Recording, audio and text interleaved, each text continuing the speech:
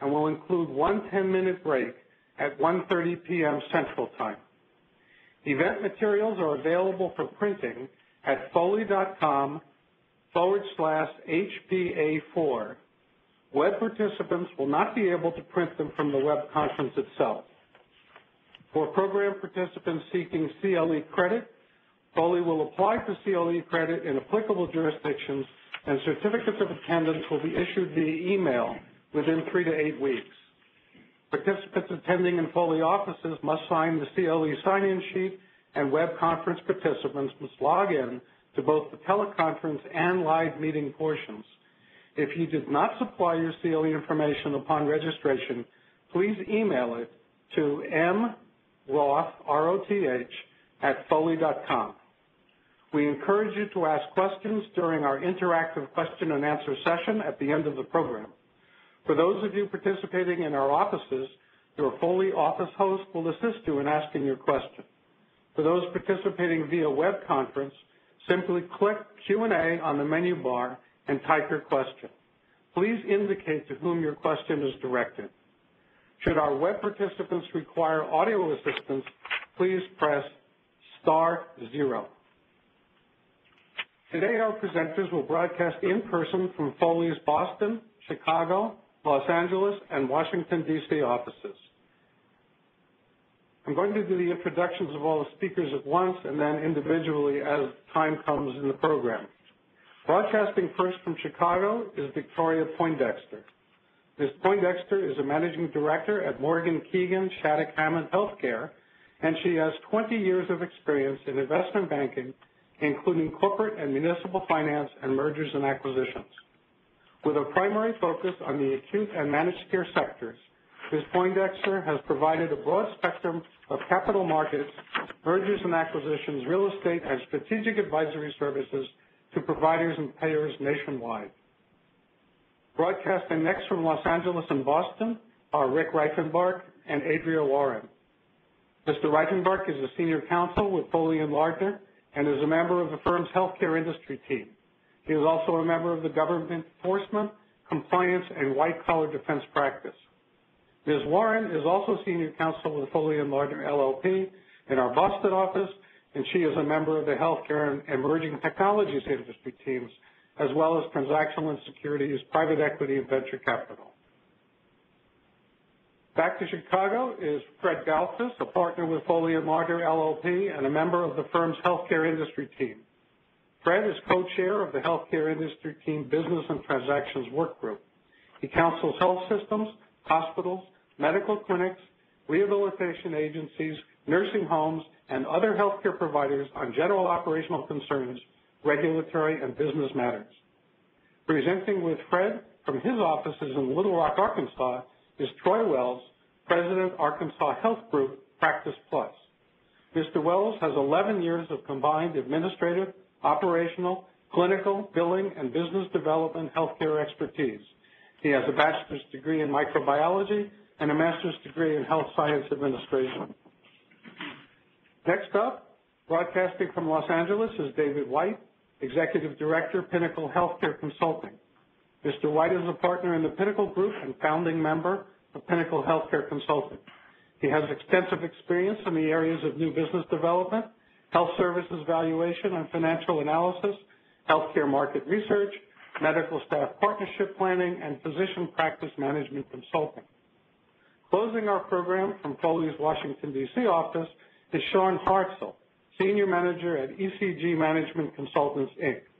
Mr. Hartzell has more than 10 years of experience in healthcare planning and operations.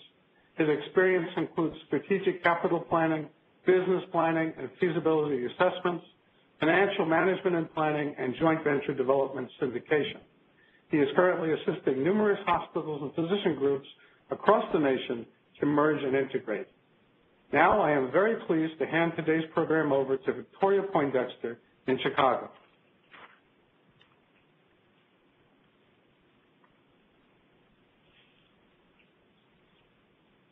I'm going to head up the program today talking a bit about the current trends in purchases of physician practices and what's really driving a lot of the activity. And then I'm going to talk about some of the recent transactions, provide a bit of a market perspective on the activity going on today, and then touch a little bit upon some of the key provisions of transactions that are being executed. I think a number of my co-presenters are going to delve into that in more detail, so I'll only touch upon it. But I think if I could ask for a show of hands, which I can't, I would probably see a majority of you indicate that you are involved in some sort of provider integration activity, and many of you are probably in the midst of evaluating or executing physician practice acquisitions. So I think, it may be helpful as a result of the pace of the activity today to kind of step back and look at what's driving this activity and whether or not this is a sound strategy or whether we're simply returning to sort of the transaction frenzy we saw in the 1990s. So, Melissa, if you'll go ahead and go to my first slide, next one. And this is a graphic that I've used a few times, and I think it depicts quite well the numerous factors that do affect healthcare providers. And in fact, I think today we are facing an increasingly complex and difficult operating environment, and that's primarily due to the box at the top of the graphic, which is simply the state of the economy, the outlook for the economy, and the prospect of the implementation of healthcare reform. All the other factors, to a large degree, are the result of what's happening in that top box. And while those of us who've been in healthcare, and Fred and I here, we're talking about how challenging it is, know that it's evolved. It's been difficult for a number of years, but I think it is increasingly so today. And hospitals and physicians have always had complicated relationships, but those have become challenging as well, as both are motivated to work together. So, next slide, if you will, Melissa. So I'm going to focus in a bit on the economic conditions and healthcare reform, which, as I said, are the primary drivers, I think, of the activity we're seeing today. Now, the depressed economy that we've been living through for the last several years has had a negative effect, clearly, on both hospitals and physicians. The lower utilization, which is directly correlated to the state of the economy, reduced reimbursement rates, have resulted in, I think Moody's reported a few weeks ago, provider Medicare revenue growing at the slowest rate in 6 years during the 12 months ended February. For hospitals, this was just a little over 1% in total revenue growth, Medicare revenue growth. Payer mix deterioration has only made this worse, more Medicaid and self-pay. I know particularly for my clients here in Illinois, which is in a real challenging deficit position. They are seeing much longer lead times in terms of collecting for services provided, higher bad debt expense, and at the same time, interestingly, as I note on the bottom of this page, operating margins for hospitals have actually increased from 1.8% in 2008 to 2.4% in 2010. I think what this tells us is two things. One, the hospital management has done a phenomenal job of managing in a much more challenging top-line environment. At the same time, they were enjoying some continued benefit from reimbursement levels that had been set years before. But I think the takeaway is that there's not a lot more room. There's very little room for improvement, and most senior management teams would tell you they don't expect to be able to continue to maintain these margins given what's happened to the top line. In terms of outlook, Melissa, next slide, please. It's unfortunately not better. The state of the federal and state budget deficits, as we all hear about, if we watch the news or read the news every day, it really reflects that there is just no tolerance for escalating health care costs.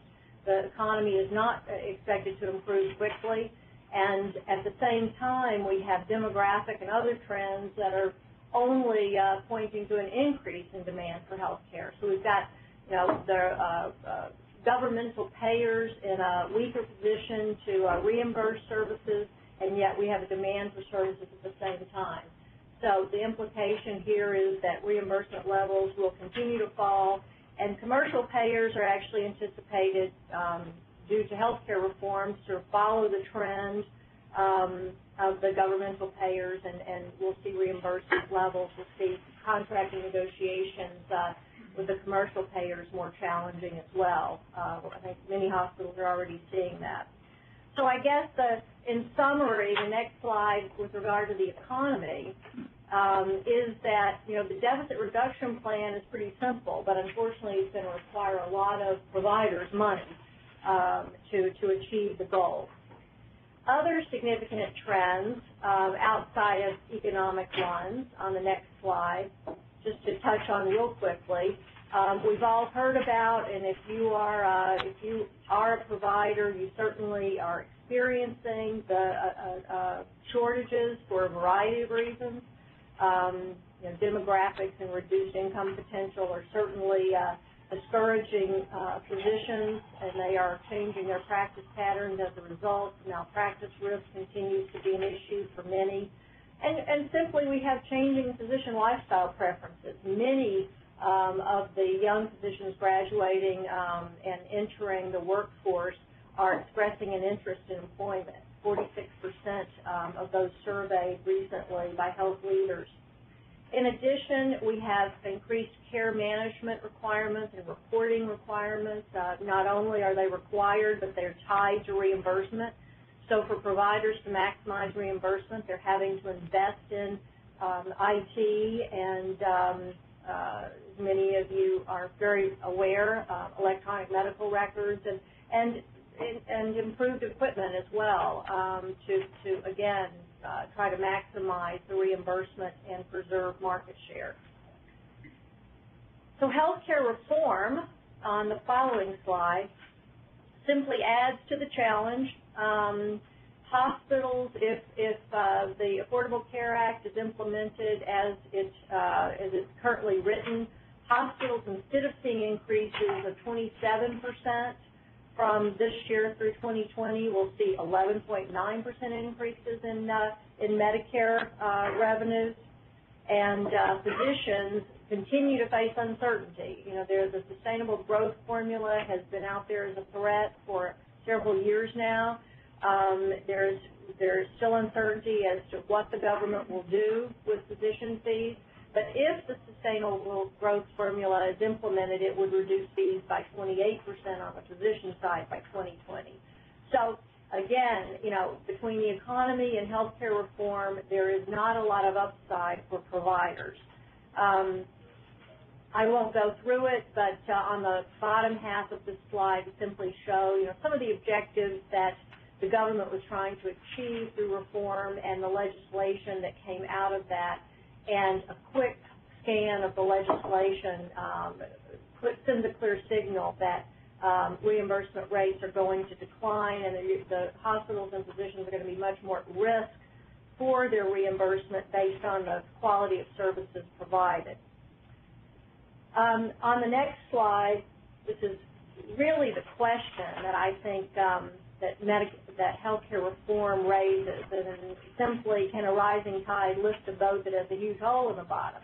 I think all of us are asking, does the increase in Medicaid, the increase in the insured, is that simply going to pay hospitals and physicians for self-pay patients that they're already treating, or is utilization going to increase as a result of the 16,000 or so, 16 million or so new insured? So much uncertainty remains, but this is, in many respects, the key question.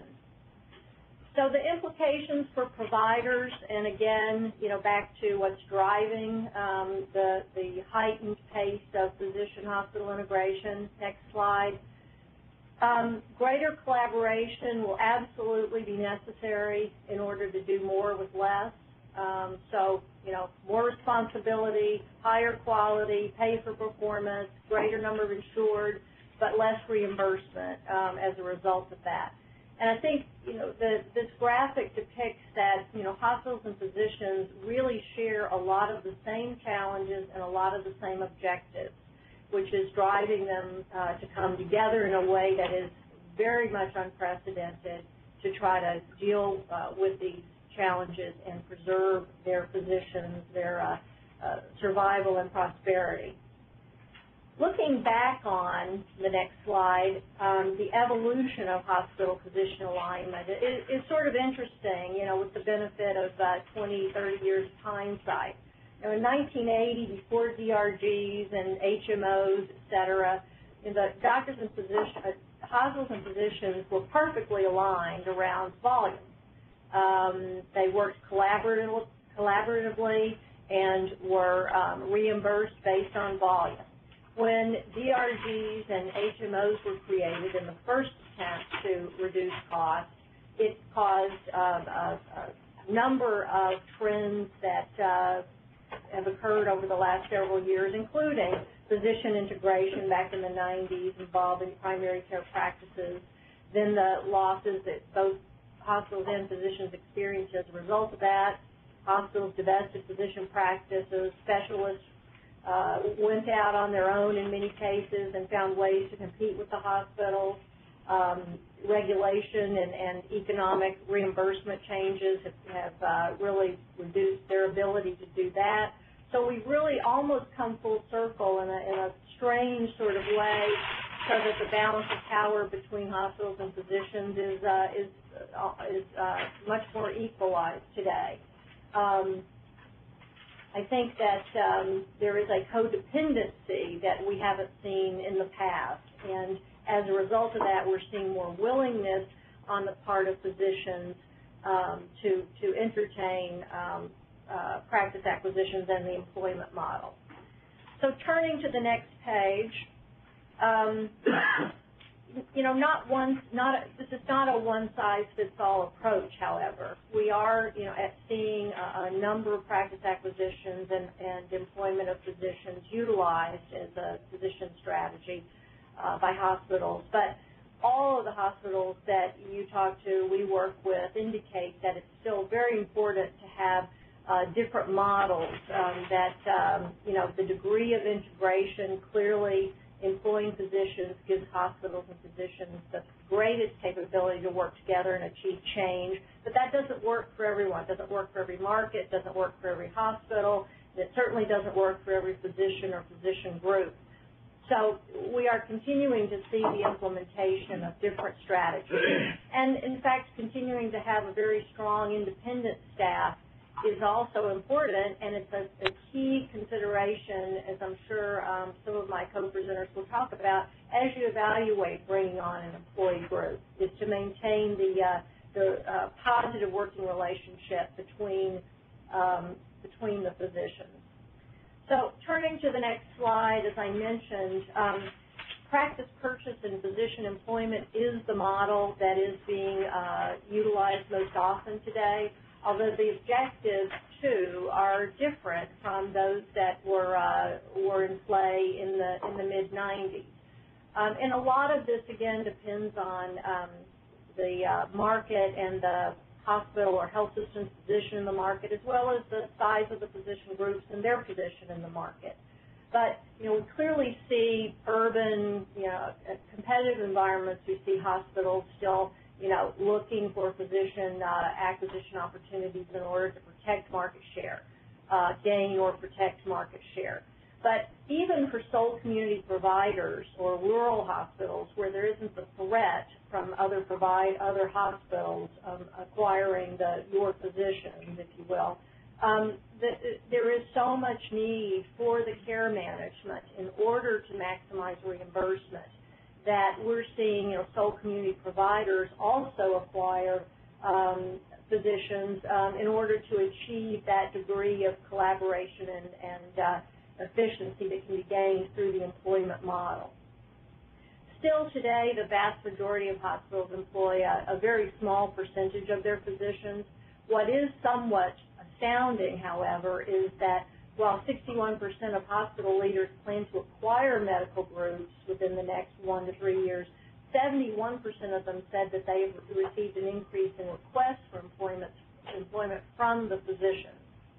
Primary care practitioners, most in demand, obviously because of their ability to control the continuum of healthcare delivery for patients. But cardiologists, as you'll see in a couple of slides, probably the next largest group, specialty group involved in acquisitions today. Orthopedists, general surgeons, and hospitalists, all for different reasons, but those are where we're seeing the most interest.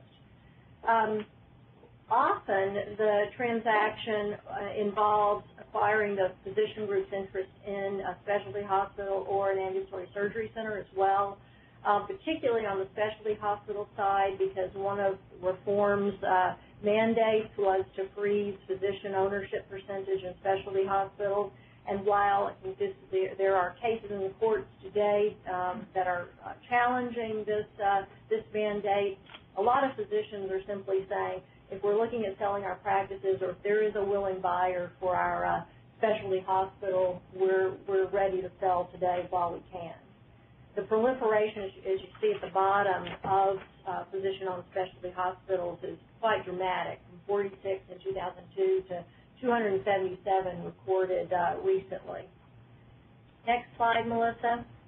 So let's look a little more specifically now at transaction volume and the acquisitions that are taking place. I think on the left, the graph speaks for itself, the dramatic increase in practice acquisitions, and so far, first 4 months of 2011, it looks like we're on track to exceed the numbers in 2010. And I should stress that, my suspicion is that these numbers are really only showing the tip of the iceberg. There are so many small transactions, local transactions by hospitals that are not publicly disclosed, these are simply the publicly announced acquisitions. I think what's interesting in the graph on the right is the shift in the types of acquirers or the transactions by acquirer.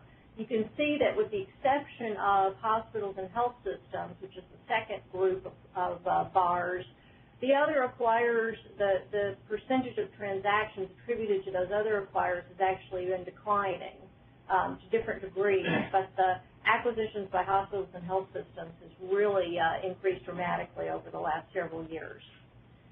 Melissa, next slide. And again, while the universe of transactions is somewhat limited, I think that this breakdown of the types of groups being acquired really shows you what the focus of the different acquiring groups has been over the last year and a half or so. On the hospital and health system side, you see that almost all of their acquisitions have been either cardiology practices or multi-specialty practices. Whereas when we look at the activity generated by the publicly traded physician practice management companies, the focus has been on internal medicine and pediatrics with somewhat fewer but still a significant number of acquisitions in the anesthesiology and emergency medicine sectors, but all primarily hospital-based physician groups. A little more equal disbursement when we look at the acquisitions that have taken place by larger physician groups or private equity firms. And we're going to look on later slides at a little more detail on those. But on the next slide, if we just start with the publicly traded companies, and I think I wanted to focus on them for just a minute because they really did generate a lot of activity in the mid-'90s and to a large extent boosted acquisition prices because of their access to capital and the competition that they presented to hospitals and health systems. Very different profile today. Now, the physician practice management companies are trading relatively well. In fact, all of the healthcare sectors, and this for some, I think, really defies logic, all of the healthcare sectors are trading better than the S&P or the broader market. But the PPMs are trading very well in a range of 12 to 32 times earnings, and that's measured against a market average today of 16. So a lot of access to capital to fund acquisitions. And in fact, their PEs reflect the expectation of continued acquisitions that will be favorable for the companies and continue to boost their earnings.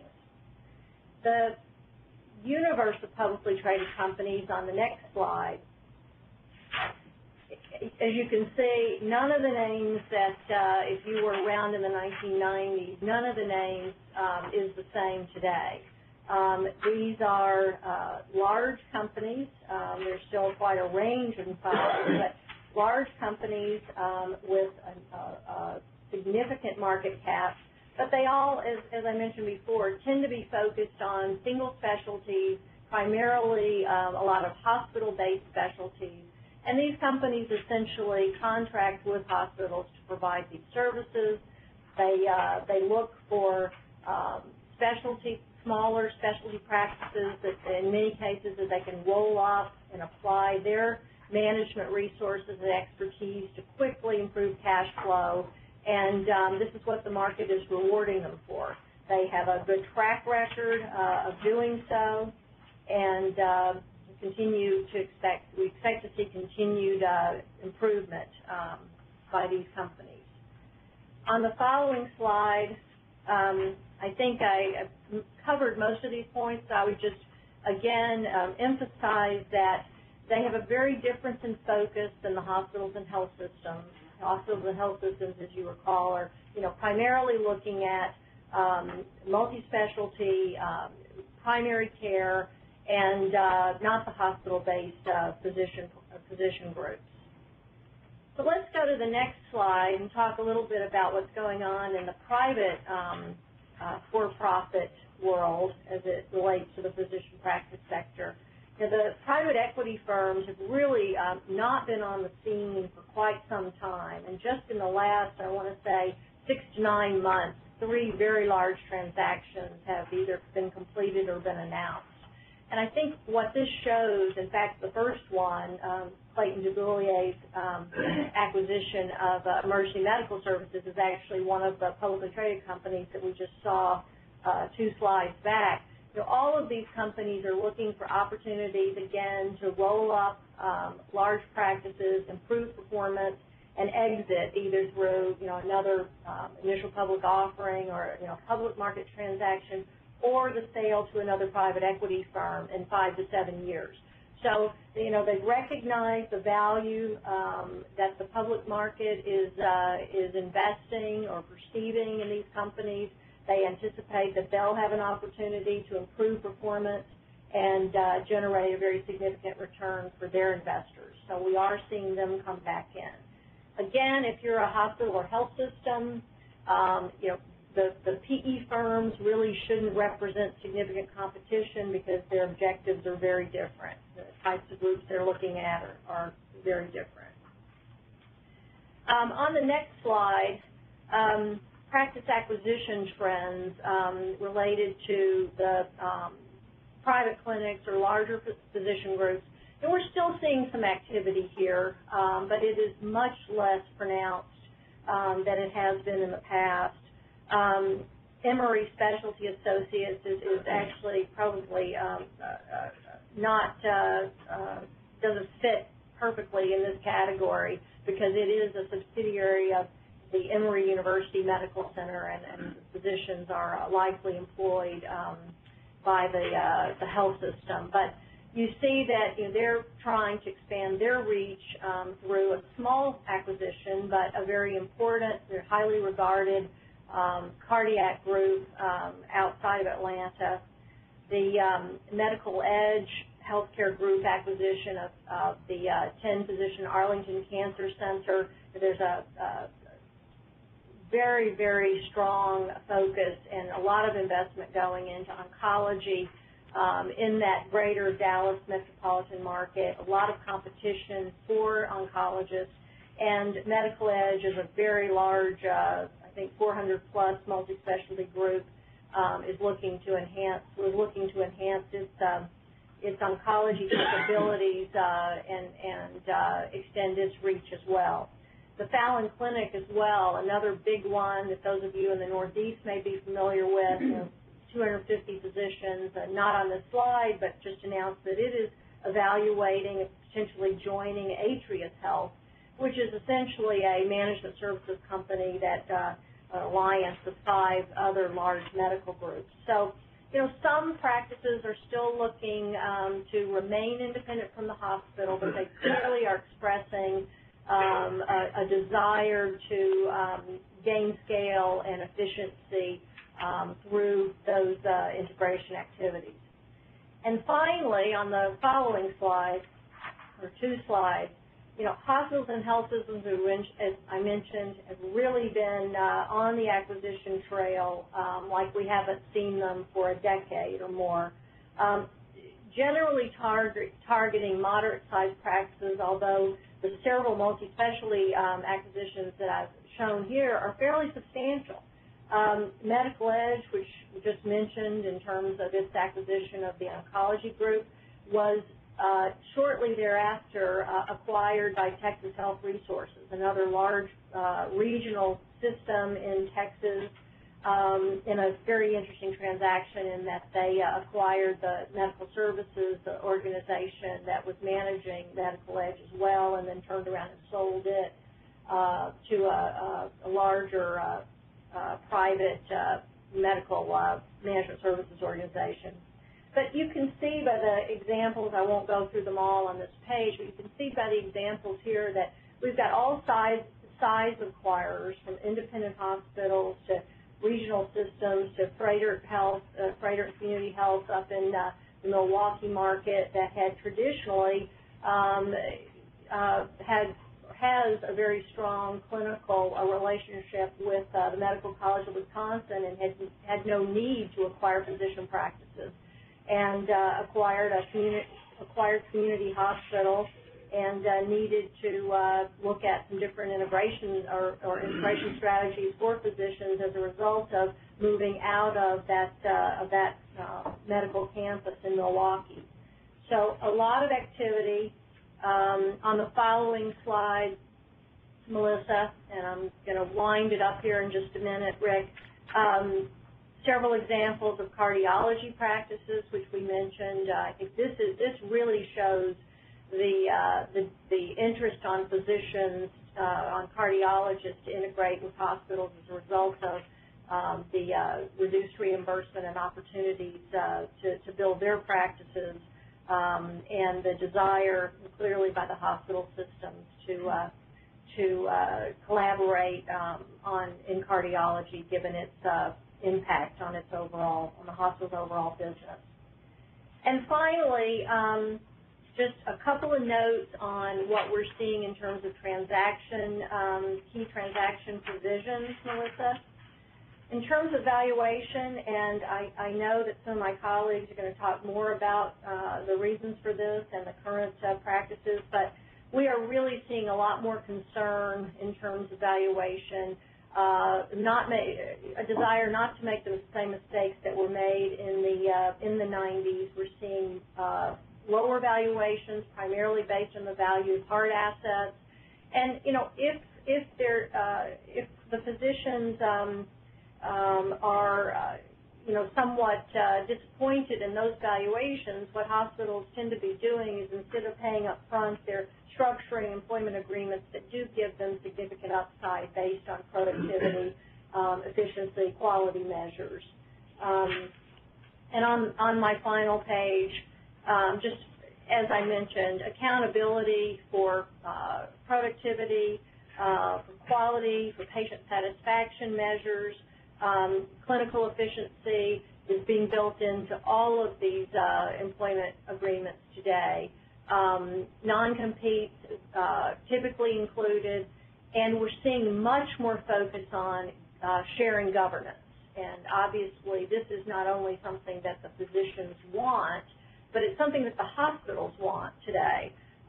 they realize that in order to collaborate effectively and reduce costs and improve outcomes, that they're going to have to collaborate closely and let the physicians tell them how best to do this. So a lot of difference in terms of governance when compared to the 1990s. So on the next slide, I typically like to leave presentations with on a high note, but I have to say here I'm leaving with a question mark. Looks like the slide is not up, but if you have the printout, it's a cartoon that says only time will tell whether this merger makes sense or not, with a couple of with examples of very different looking folks working together, rowing the boat. So with that, thank you very much. Rick, I'll turn it back to you. Thanks very much, Victoria. And now we're going to hear from Rick Reifenbach in Los Angeles and then Adria Warren in Boston. Thanks.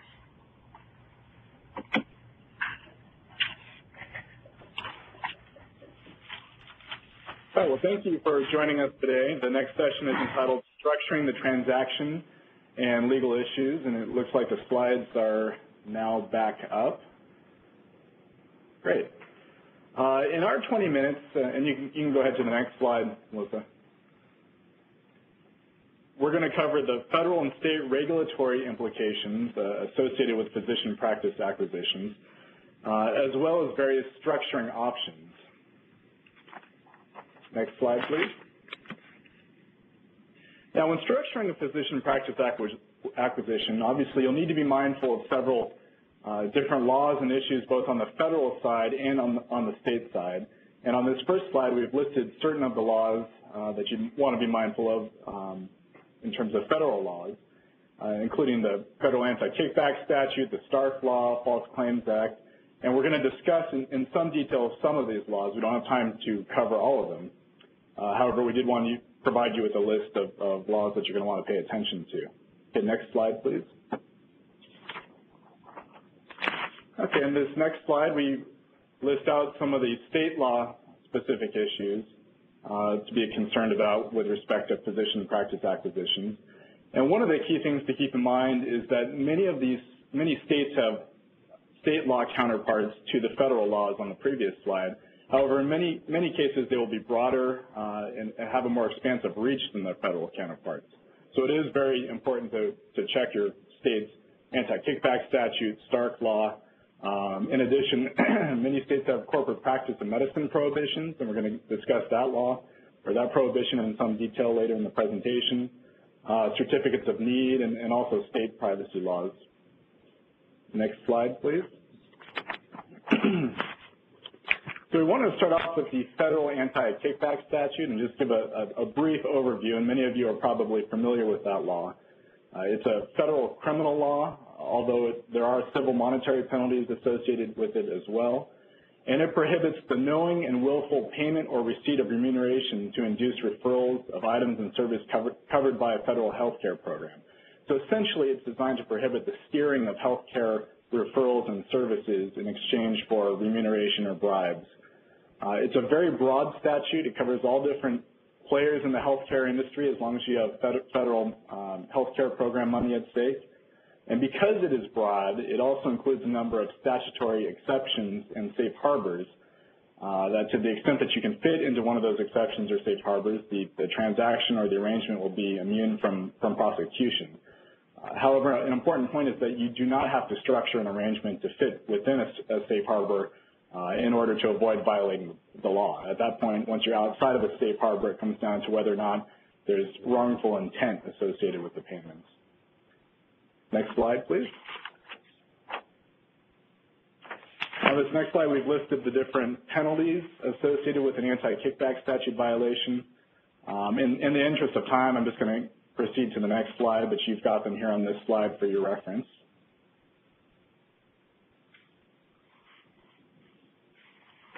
Okay, as I mentioned, there are a number of different anti-kickback statute safe harbors, one of which is the practice acquisition safe harbor, and that has a couple of different flavors to it.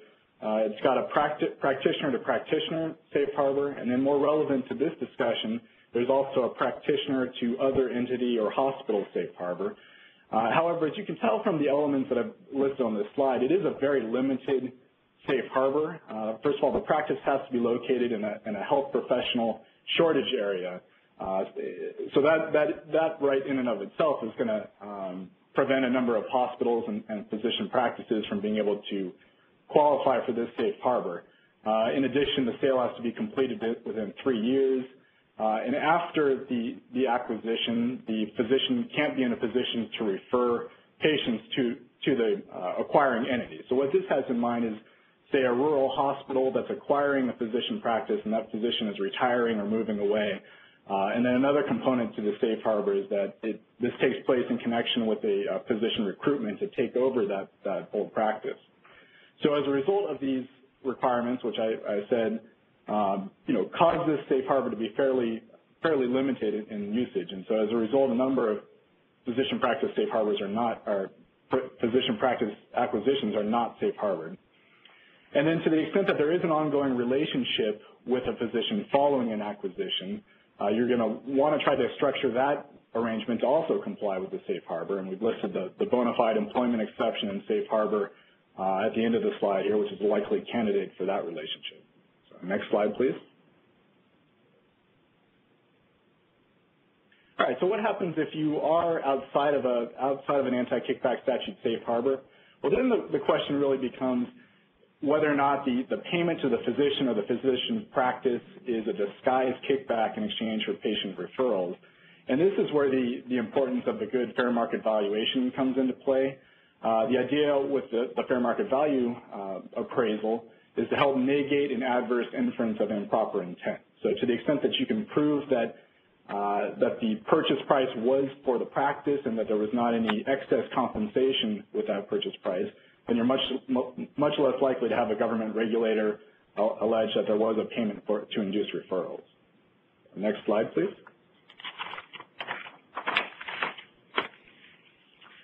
On this next slide, we've included several different definitions for fair market value. These are taken from the Stark regulations. But as you can see, the key component here is that the parties cannot value patient referrals in the definition of fair market value and what they're paying for. So that's really the key takeaway for this slide. And as many of you may know, parties can submit an OIG advisory opinion to the OIG and receive guidance from the OIG as to whether or not an arrangement will be problematic under the Anti-Kickback Statute. However, unfortunately, parties cannot submit an OIG advisory request for fair market value. Next slide, please. And although the OIG won't issue advisory opinions on fair market value, it has released some guidance as to what types of concerns it has associated with physician practice acquisition. And this guidance is fairly old. It goes back about almost 20 years. But the OIG does view with suspicion certain payments for intangibles that reflect or relate to patient referrals. And I've listed on this slide the different items that they've highlighted in their guidance that they might view with suspicion. So you're going to want to be mindful of these issues as you're appraising values of assets and physician practices. Next slide, please. Okay, the next law we wanted to cover is the Stark Physician Self-Referral Law. This is a civil statute, unlike the Anti-Kickback Statute, which was a criminal law, and it covers only physician relationships. So you have to have a physician or a physician-owned entity involved here for the Stark law to be implicated.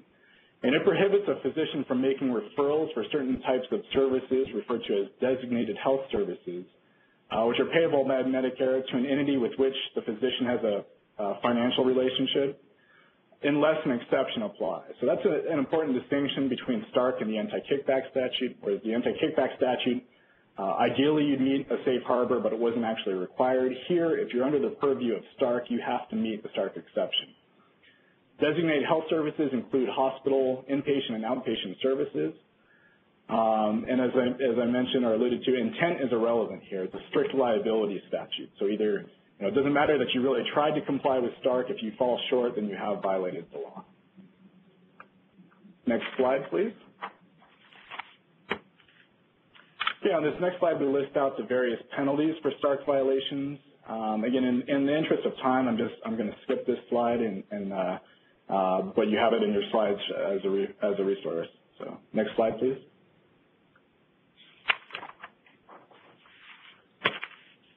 All right, so as I mentioned, in order to trigger, to implicate Stark, you have to have a financial relationship with a physician. And so the acquisition of a physician practice creates such a financial relationship. And unless you meet a Stark exception, would prohibit referrals to the hospital from that physician unless a Stark exception applies. The principal compensation exception that would apply to a physician practice acquisition is Stark's isolated transactions exception.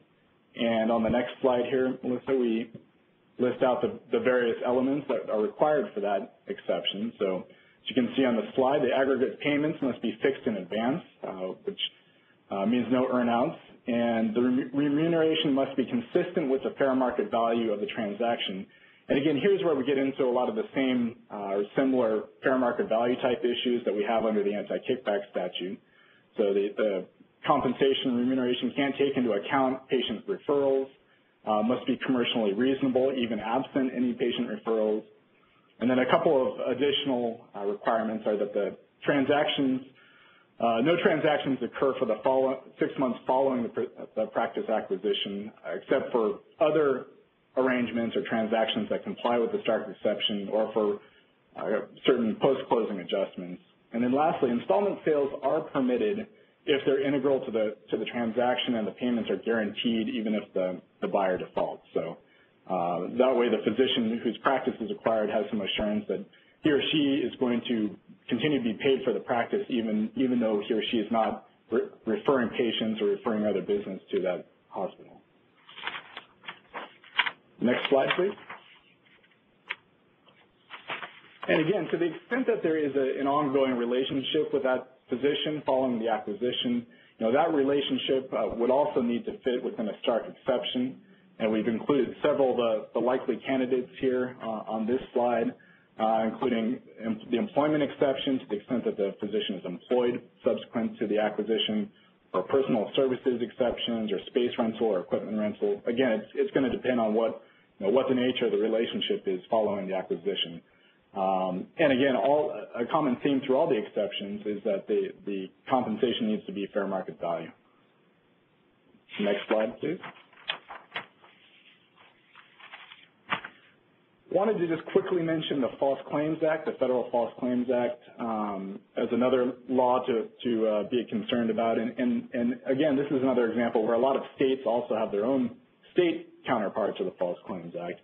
But among other things, the False Claims Act makes it illegal for any person to knowingly present any false or fraudulent claim to the government or a government contractor, and also prohibits concealing or improperly in avoiding or decreasing an obligation to pay the government. So to the extent that a provider or supplier receives an overpayment from Medicare or Medicaid, hanging on to that money and not repaying it can itself convert that into a false claim. It's called a reverse false claim. And the reason why we mention the False Claims Act is, again, because it can be implicated by anti-kickback statute violations. The health reform legislation clarified that to the extent claims are submitted for services pursuant to an anti-kickback statute violation, that those claims can be false claims under the False Claims Act.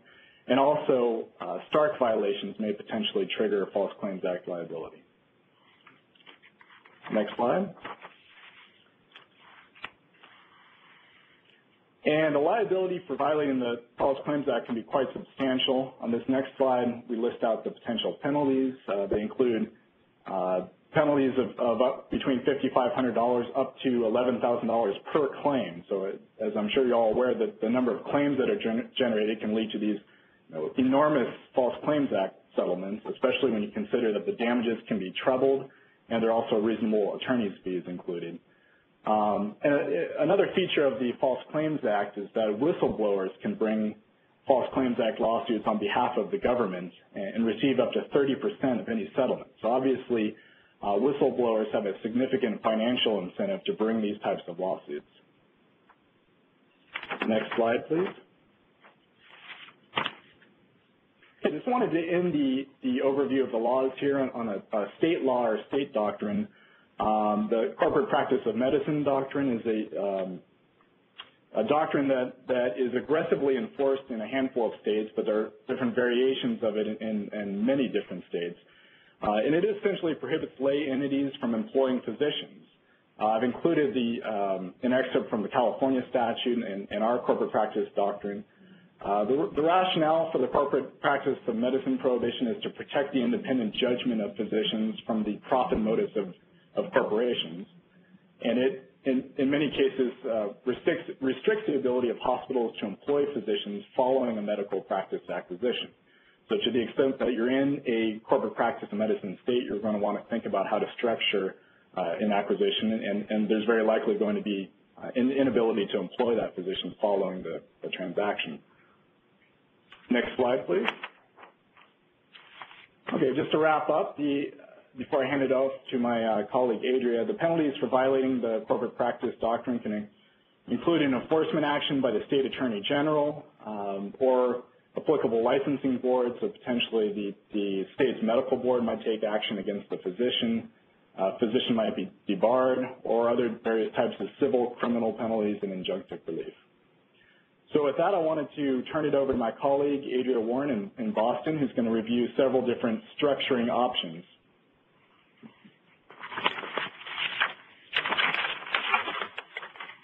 Action and options that you can use to align that, if properly structured, will satisfy the regulatory considerations that Rick addressed. And there's numerous factors that will drive the decision. You see on this slide, there's kind of two main categories, the asset purchase and the stock purchase. And then there's several different models within that, and what I'm going to go through, the ones listed here, are some of the more common ones that we see. Some of the factors that will influence their decision include liabilities. In a stock purchase or merger transaction, the acquirer will take the practice with warts and all, lock, stock, and barrel, look at all the liabilities and have no discretion or ability to segregate out any liabilities from that practice. Assignment provisions, an asset purchase will often entail requiring numerous third-party consents to assignment in order to transfer the contracts over to the acquiring entity.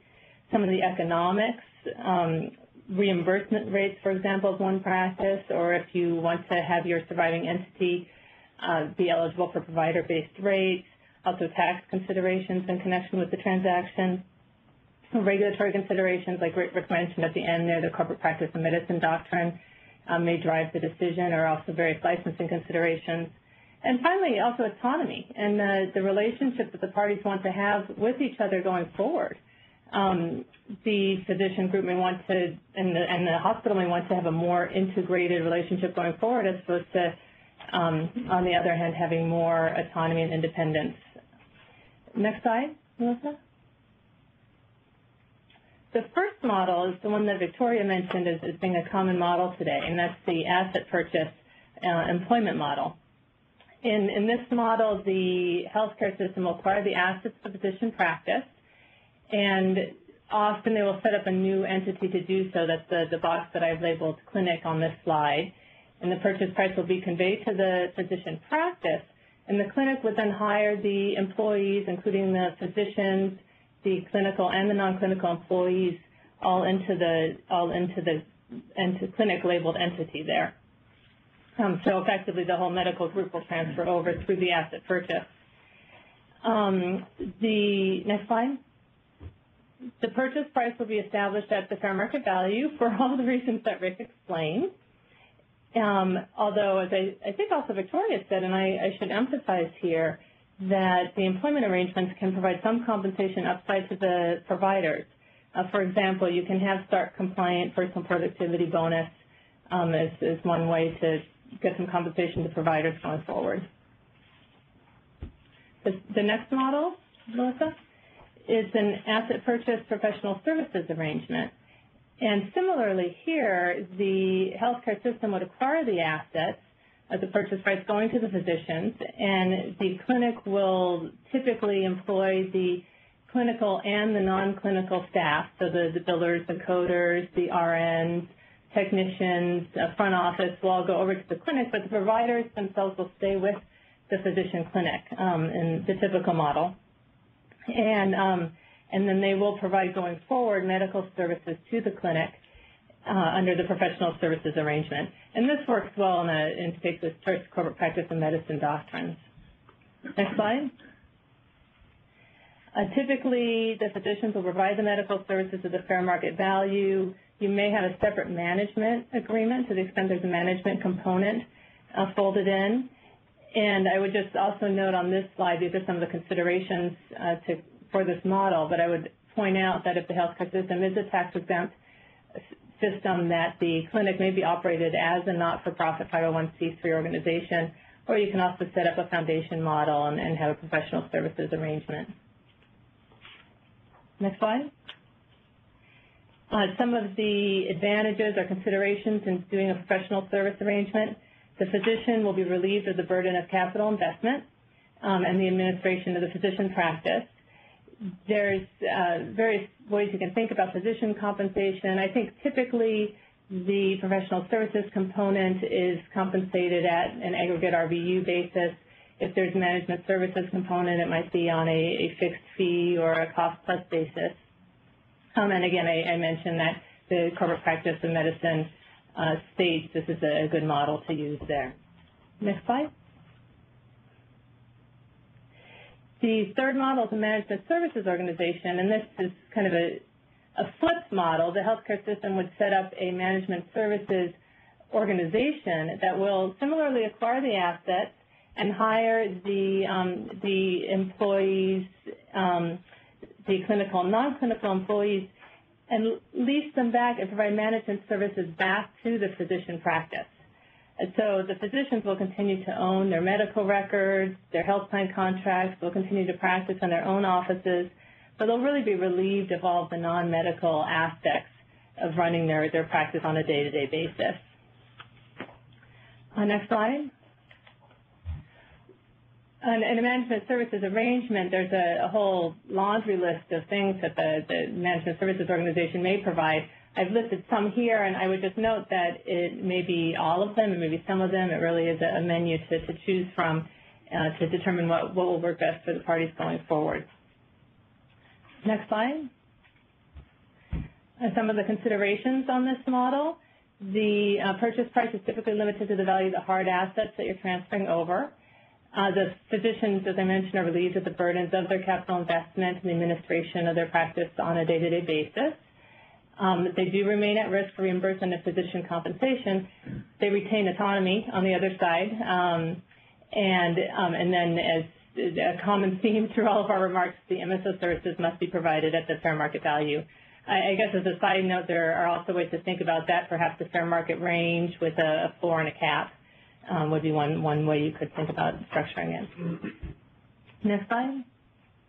Real estate is often a part of these transactions. Physicians often hold real property through a separate entity. The one take-home that I would emphasize here is that it also needs to be START compliant and meet the regulatory considerations that my colleague discussed. And so we would recommend a fair market value lease valuation if the real estate is involved in the transaction. Next slide. The stock sale merger is the last model that I would talk about. As I said before, in a stock sale or a merger, the acquiring entity will take the physician practice lock, stock, and barrel. In a stock sale, the healthcare system will become the stockholder. So here the physician practice would become the clinic, or it may become a subsidiary with the healthcare system holding the stock directly or indirectly. And in a merger structure, the physician practice would fold into the clinic.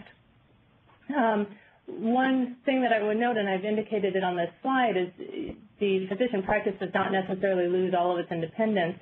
You could consider forming an operational division within the clinic that would be, with respect to that practice, that would give them a lot of autonomy over the day-to-day operations of their practice within the larger umbrella of the organization and the corporate structure going forward. So as you can address those things at a governance level to the extent that that would be good for the party's end goals.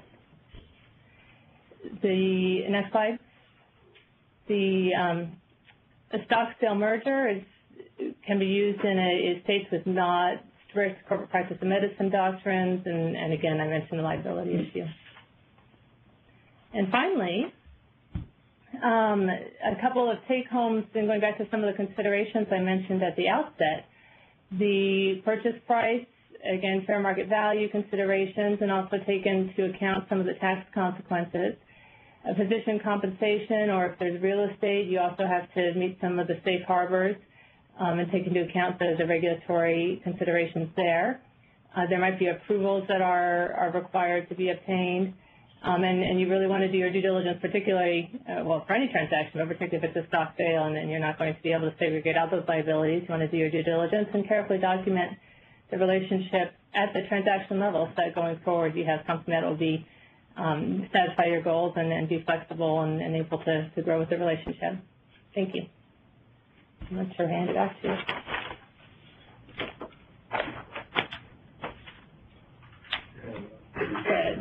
Fred, it's on to you. I'm sorry? It's on to you, Fred. Hello. I think actually Troy Wells is going to start us off. Yeah, thank you, Fred. Arkansas. Thank you, Fred. It's been great to hear from the legal perspective so far, and I'm here to provide more of a practical perspective from a day-to-day standpoint of sitting through these conversations, these acquisitions, alongside some partners from the Foley firm, incidentally, and offer you a couple of thoughts about some of the practical matters and questions that come up throughout these transactions and working with physicians. And just full disclosure, my perspective is with a medical group that's part of the Baptist Health System, so it's a system-sponsored medical group, and that's kind of the perspective I'll take, but I'll try to go back and forth between a hospital environment and physician environment and try to be balanced in my comments.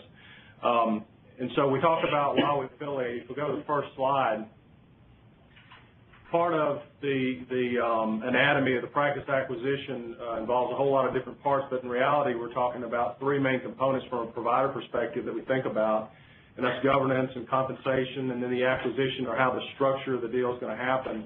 And so these are all the points that get negotiated, but before you do that, I think it's important to think about why the parties have come to the table to begin with. And so if you're a provider out there getting into this mode of acquisition, or if you've been in it for a long time, and you probably know as well as I do that the question about why becomes really important. And so you ask that question both from the hospital or health system perspective, but also from the physician perspective. And then we'll talk about my thoughts about what's theoretical versus real in just a minute. So from a hospital perspective, I think it's important to think about is the reason for affiliation or acquisition part of a bigger, larger physician integration strategy that the health system has? Or is it driven by clinical integration? Is it driven by market share concerns, protecting your market? What is the real reason for affiliating or acquiring physician groups? And then from a physician perspective, likewise, what's driving that motivation? Is it primarily economic concerns? Is it a defensive strategy? Is it an exit strategy? And so that we understand none of these are right or wrong. It's just simply trying to understand the motivation behind both parties for why they're at the table and why they're having the conversations. And I think as Victoria said earlier in her presentation, she answered a lot of these questions, but we have some of the same challenges. So very frequently you have common ground at a foundational level for why you're doing this. So I think it's important to explore those questions when you first get started. But I do mention theoretical versus real, for lack of a better way of putting it. And, just consider the following comments, if you would. We want to be one with the system, but we want to operate independent from the system. We want to be employed versus we want to control. We want to empower physician leadership versus you'll be employed by the system. And we want physicians to help change the way care is delivered versus we fear losing market share or volumes if we don't integrate. So those are some of the thoughts that exist before you sit down at the table with each other, and often don't get said until you get pretty far down the road. So I think it's important just to be honest about that from the very beginning and really have conversations about what your concerns are, what your fears are, and why you're choosing to consider affiliation or acquisition. And again, it's both from a hospital or health system perspective and from the physician perspective. Next slide, please.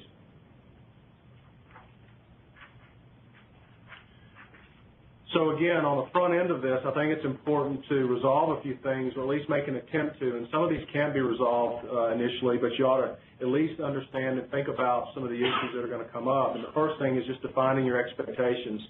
To the extent you know what those expectations are, and everybody's got them, it's a matter of, are you saying or are you talking about it? So I think it's important to have a conversation about that. And so another point that was made earlier is that not every structure, not every acquisition deal makes sense in every market. People have in their mind oftentimes when they come to the table how they think the thing ought to look when it's all done. And that may be because they go to the trade group meetings and they hear about what happened in one city or one community and one health system, or they talk to their peers around the country, or talk to other health system executives and you find out what's worked and what's not worked. Everybody's got expectations, and I think it's important to explore those and know that the other party is thinking about how it's going to look when it's finished. Integration issues matter. And I say this because so often we talk about employment and that's the end result, and really there's a bigger question about integration. And again, my point today is not to say what's right or wrong, but to offer you some thoughts about it. Very often, employment alone is the end goal and is the result you're looking for, just as a way to align and maybe continue a good relationship that you already have, or to provide financial support may be the outcome you're looking for. But there's also the question about functional and business integration, and does one party or the other expect that? And if so, does the health system have the resources and the capability to pull that off if indeed that's what's desired? So I think it's important to think about integration, and very often that comes later, and it can't always happen all at one time, but it's important to understand the expectation about that both from a physician and health system perspective. And I offer just a few other thoughts about consistency and decisiveness and trust building, and really my point here is just to communicate that when you start meeting individually with physicians and you start having these conversations, that consistency matters, decisiveness matters. You don't want to let something insignificant become significant because you can't make a decision or you don't have the right people in the room, and it becomes a bigger issue. Building trust, frequently this can become an issue. Oftentimes there's a lot of trust already in a relationship with a health system and a group of physicians that work closely together. So that the background and context is important there, but if you don't have trust, try to start building trust throughout the ongoing discussions with the group. Very often, the bigger the group, the more dollars involved, these things take a long time, and so it also gives you an opportunity to start working together and having conversations that an integrated or employed group would have with its employer or with its sponsoring health system. So there is an opportunity there to start having those conversations. Think about the way the world will be ultimately when you get the transaction completed, and start having those conversations early to start building trust. And a couple other points here about upfront considerations. If a precedent has already been set, beware of what's known about that from a provider standpoint, and understand that that's going to come back up later. Likewise, if you're new to this and you're just beginning to work through transactions and acquisitions of practices, you're in fact setting a precedent that will be out there in the future. So how you make certain decisions about what you're willing to do or not willing to do, or if you're a physician, what you're willing to accept or not willing to accept, that's going to shape future conversations and negotiations with other providers going forward. So just be aware of that and understand what that can cause or how you can prevent things in the future. Critical initial decisions, this is a point that I'll just try to briefly make. Depending upon expectations and how you want the entity to look once it's merged or acquired or partnered or however you want to say it, there are things that will affect the negotiations and decisions that are made along the way. So if, for example, someone earlier mentioned provider-based reimbursement or provider-based status, if that's something that you're considering or thinking about, you might want to explore that very early on before you get too far down the road in finalizing employment agreements and acquisition documents, because it will have an impact on some of the things Fred's going to talk about relative to structuring the deal, governance going forward, how you're going to work together. Some of these upfront decisions do matter and will have an impact on those down the road. And then finally, before I turn it back over to Fred, just a comment about setting your team early on. And I'm thinking about this both from a practical standpoint and a professional legal standpoint. what are the rules of engagement going to be, who's going to be present at the table, and are we going to talk, if we decide we're going to have attorneys in the meetings, does that mean we don't talk unless we have attorneys, or what's the level of trust that exists and how you're going to manage that, because different people feel differently about that, and the relationship does matter. So you agree on consultants, you talk about attorneys and their involvement in the discussions going through the transaction, and you come to some sense of agreement or consensus about how you're going to do that. It's very important. And then the other comment I'd make has to do with the people involved in the dialogue and the discussions going forward, and that you make sure you include people who are going to be dealing with that entity post-transaction. Oftentimes, we don't do that well enough, and so we're ready to hand off a transaction to a group of people that are going to have to manage it, and they don't understand all the things that have taken place in the year prior to that transaction occurring that do have an impact on how people behave and what their expectations are going forward. Fred, I'll turn it back over to you. Okay. I might just pick up on that point, Troy. I think the team you put together is very important, and it's very important to make sure you hear from finance and operations and your onboarding people, your compliance people.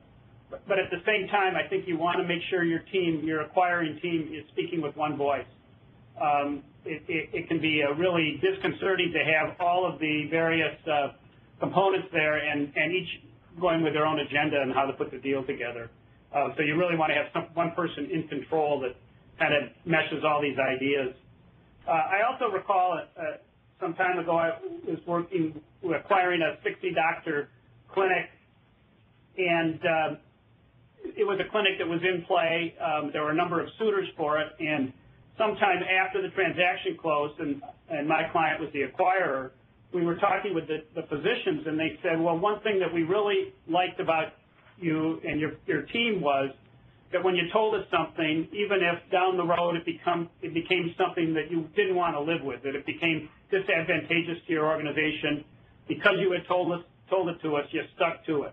That showed us a lot in terms of trust and consistency that we really found attractive. It's also the way you treat your physicians that you already employ is another very critical issue that gets around, as Troy mentioned. People know your deals, and precedent is very critical. We can move to the next slide. Adria talked a bit about the stock purchase and asset purchase transaction, structure of the transaction, and I'd just like to say this is an issue that you really want to decide up front. It affects your due diligence, it affects your appraisals, it affects your documents, and it's one thing you want to get resolved pretty quickly. I find it useful to say, how are we going to try and operate afterwards? Are we going to buy the clinic and then really move them into a tax-exempt organization where we employ our doctors? If that's the case, that may affect your structure. But let's flip to the next slide. In a stock purchase agreement, as Adria mentioned, you take everything. You get the receivables, the cash, the liabilities, lawsuits.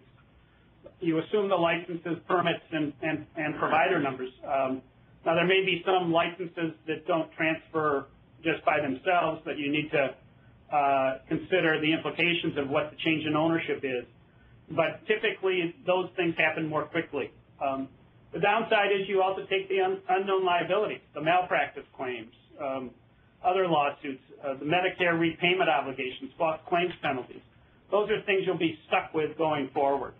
So you really want to be careful in that line and be aware that there can be some significant surprises down the road that you hadn't anticipated, irrespective of how detailed your due diligence is.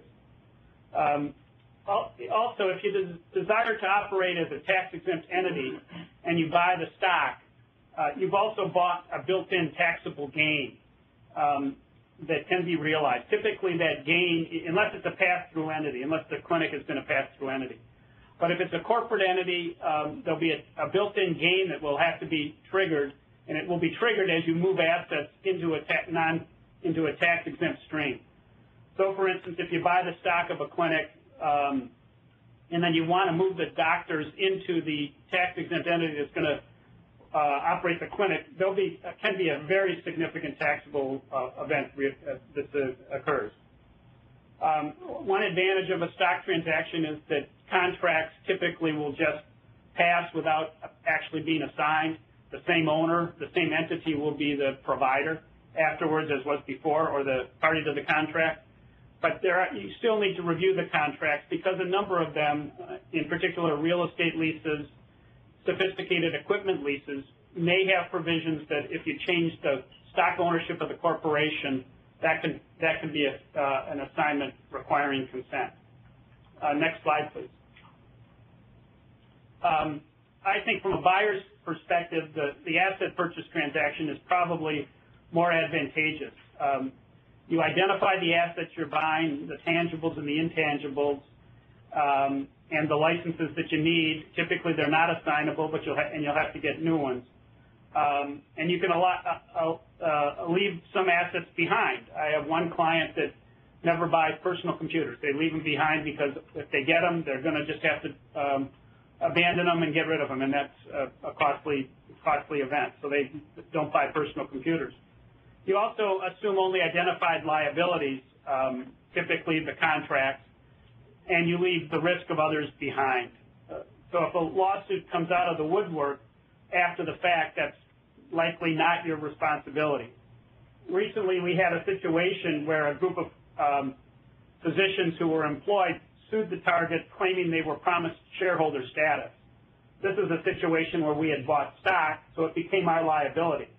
Due diligence didn't surface it, but we had the added cost of defending the lawsuit. The contracts being assigned are also critical. Obviously, you want to continue them. There may be underlying consent obligations. You have to go and get consent typically to transfer those, and that can be a hassle and a lot of work. Frequently, you won't get consent to some of the assignments. There also can be underlying defaults under some of the contracts that you're assuming, and you need to worry about that. Some are more sensitive than others, and you really want to watch those more carefully. The next slide, please.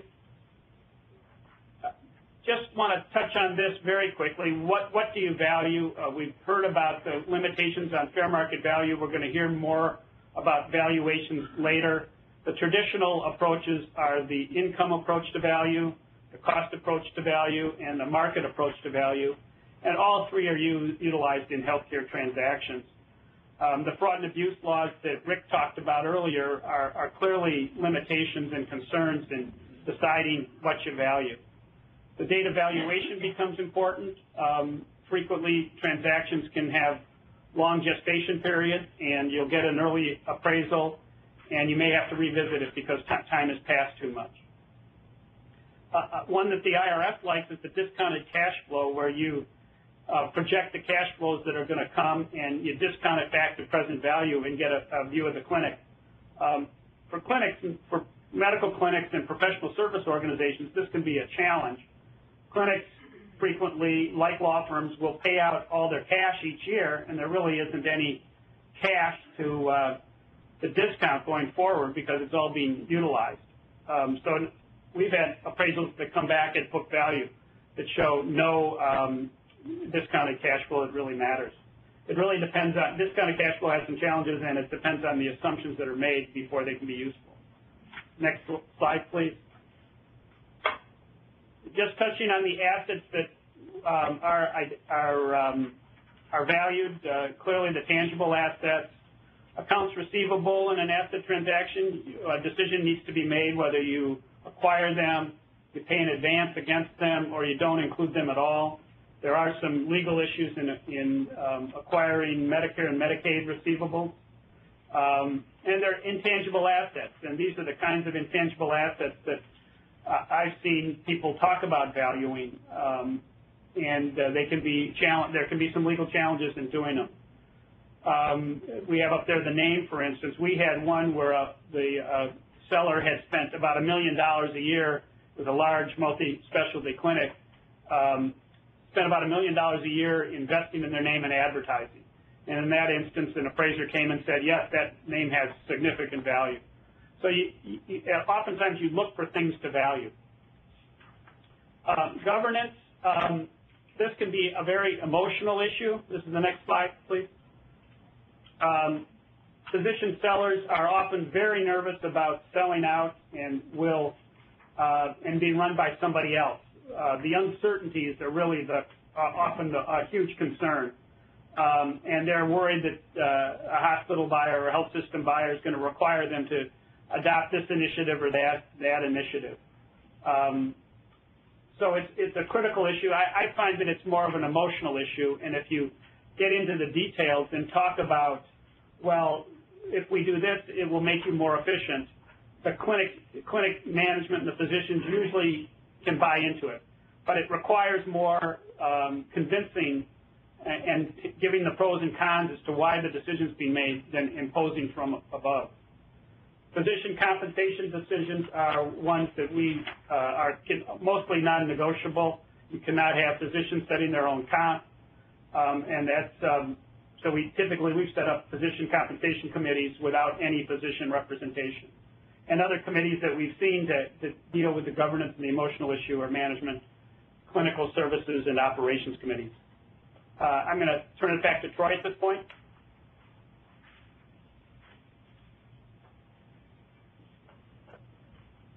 One additional comment about governance, and I think Fred hit on it, and that is it is to some degree both an emotional and a practical issue, and it's, I think, important to understand how the acquired group will fit within, if there is, in fact, an existing medical group that's part of this system or part of this integrated entity, how they fit in within that. Will they be set up in a separate entity, or will they be absorbed into one that exists already? So, and that in and of itself is an emotional issue, and one that requires a lot of discussion and thought from both the health system perspective and from the physicians.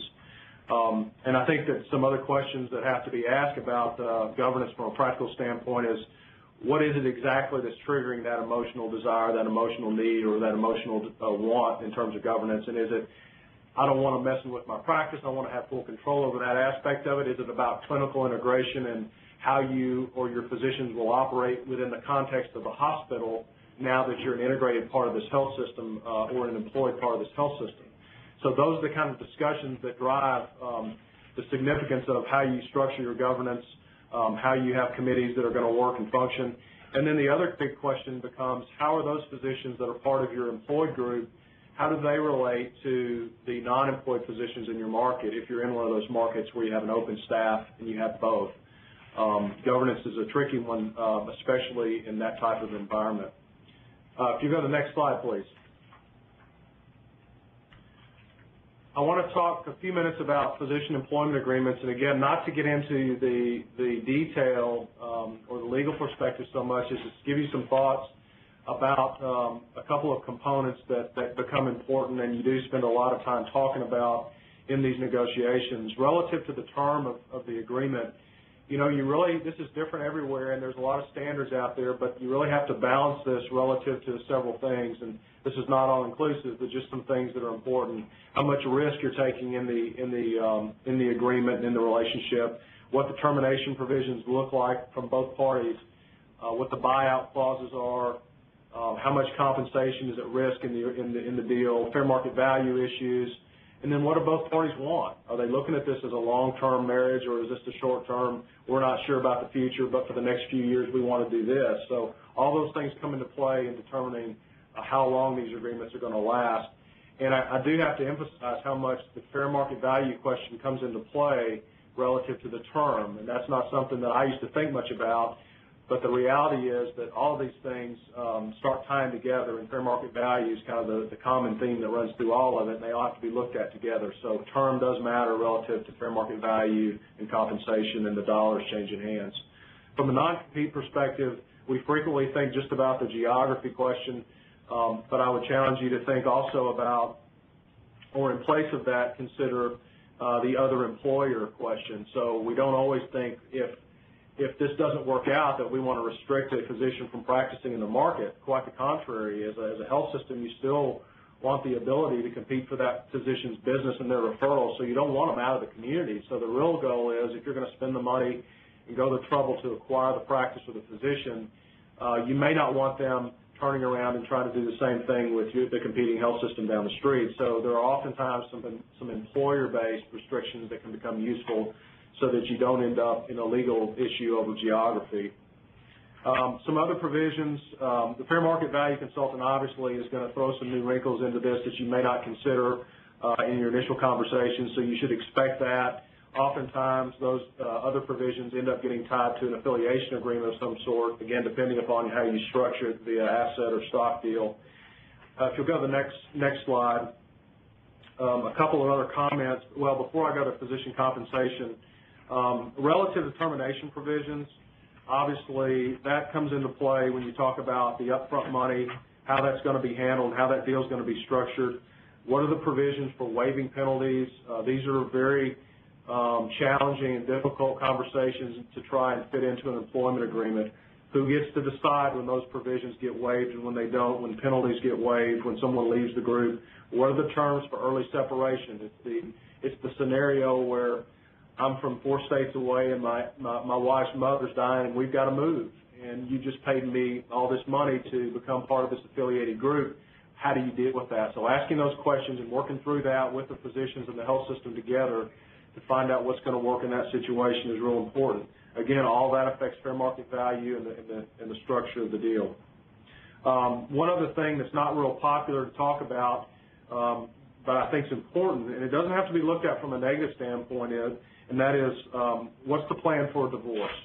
So are you preparing a prenup when you enter into these relationships is not fun to talk about when you're trying to get a deal done, but I think it's imperative that you have that conversation and you think about how are we going to unwind this, whether it's for legal purposes or the OIG says you can't do it anymore this way and you've got to find a way to unwind it, or because things just aren't working out the way you thought and you still want to be friends. And someone also mentioned earlier the goal is to continue a positive relationship going forward no matter what.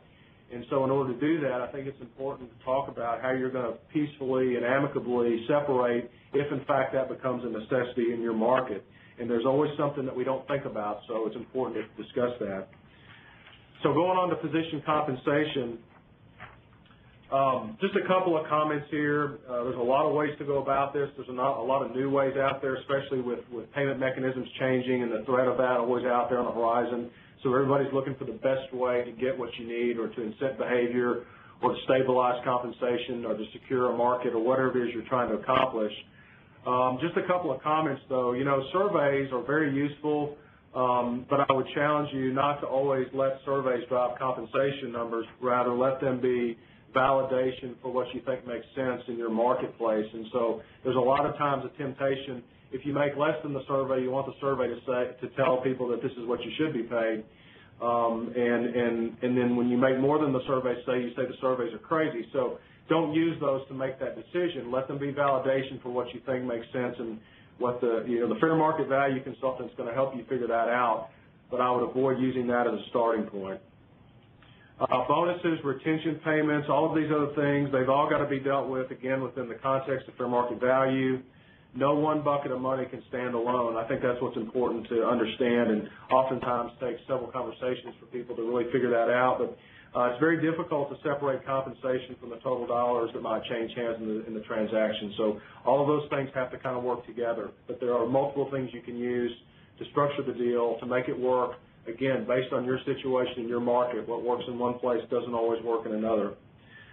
And so for any of these payments or things tied to compensation, you really have to think about what behavior you're trying to incent, what's your objective in doing the transaction and in the acquisition, and develop compensation around that.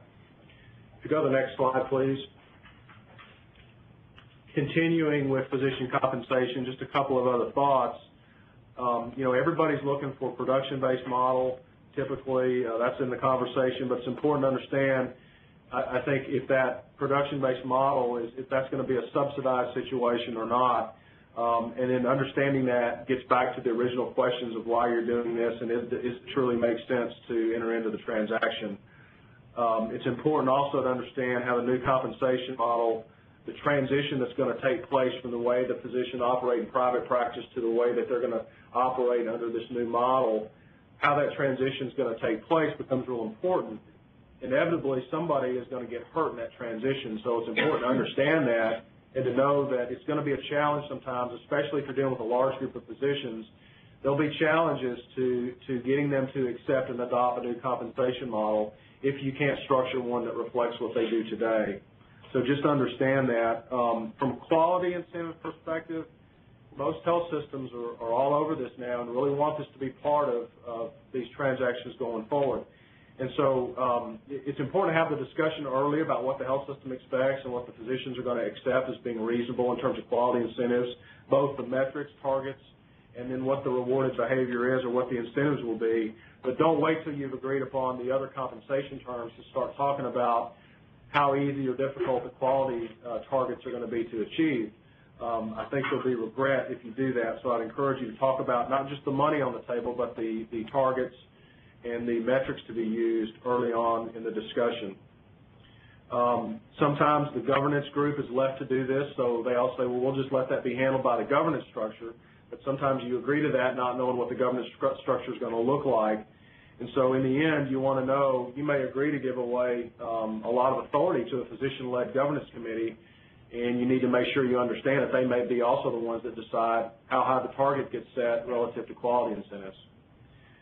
Non-productive income, typically you're thinking about financial compensation for maybe outreach, physician outreach, marketing, time not seeing patient and generating RVUs or collections or whatever it is you're measuring.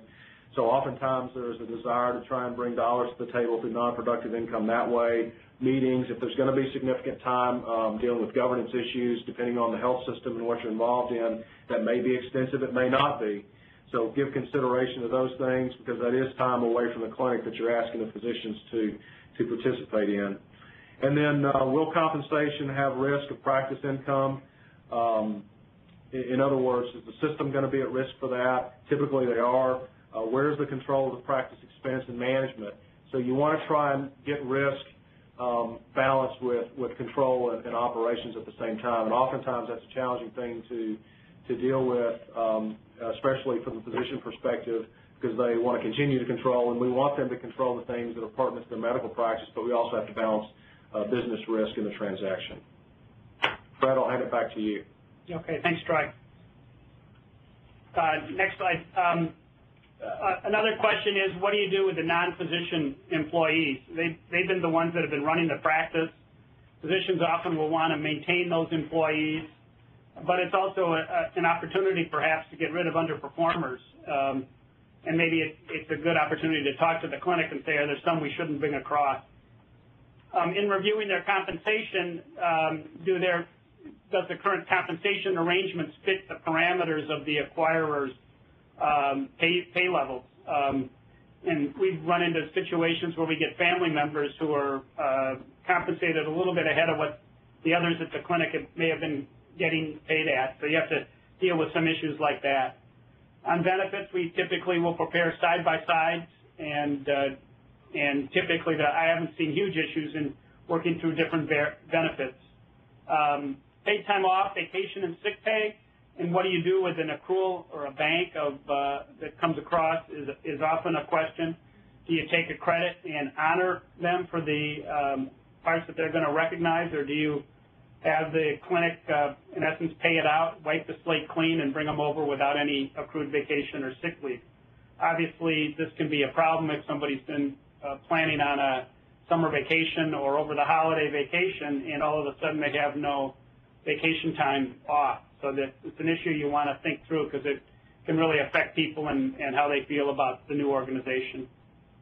The onboarding issue is also a critical one. You want to make sure that you get them through your drug testing, any criminal background checks. Some smaller clinics particularly may have not done the same things that hospitals and health systems need to do. And there may be WARN Act issues. This is significant layoffs. There can be federal and state implications if you have significant employees that aren't retained. Next slide, please. What you do with the managed care issues in contracts can often be a tricky issue. There can be situations where both the clinic and the acquiring hospital health system have contracts with the same managed care company. Typically, they'll have assignment provisions that say you can't assign the contract, and you'll want to review those closely. There also can be situations where the managed care company has gotten a bit creative and required any acquirer of the clinic to assume that the managed care contract. They'll typically tell you in managed care negotiations that they're doing it to ensure that they don't have a hole in their marketplace. That is, that they all of a sudden don't have any physicians that are covering a particular geography. But often the language does more than that. It requires you to honor the contract. And it can create a situation if one of the purposes of the affiliation is to take advantage of the hospitals or or health systems managed care reimbursement levels, and all of a sudden you have a provision that says you got to continue and honor the same managed care company's contract with the clinic. There can be some issues that puts the managed care company in control, which is something you don't always like to do. Another thing you want to try and check on is whether if you buy stock in an entity, whether that stock acquisition will allow you to bring those doctors into your managed care contracts, and that'll depend on the terms of your managed care contract.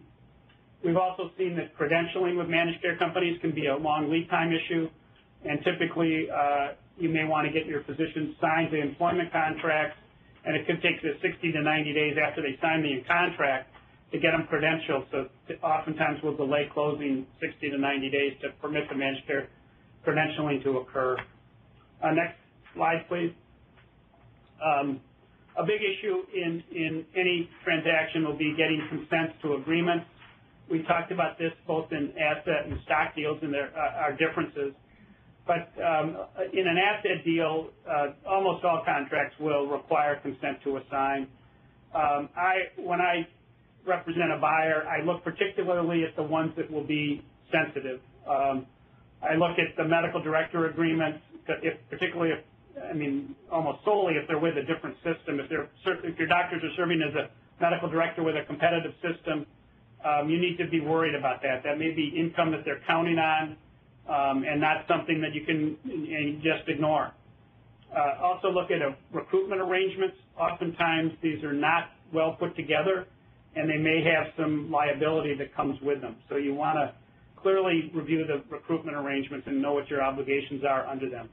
I mentioned competitively sensitive agreements, and sometimes there'll be space leases where the doctors you're buying have leases both on your hospital campus but also on the competitor's hospital campus.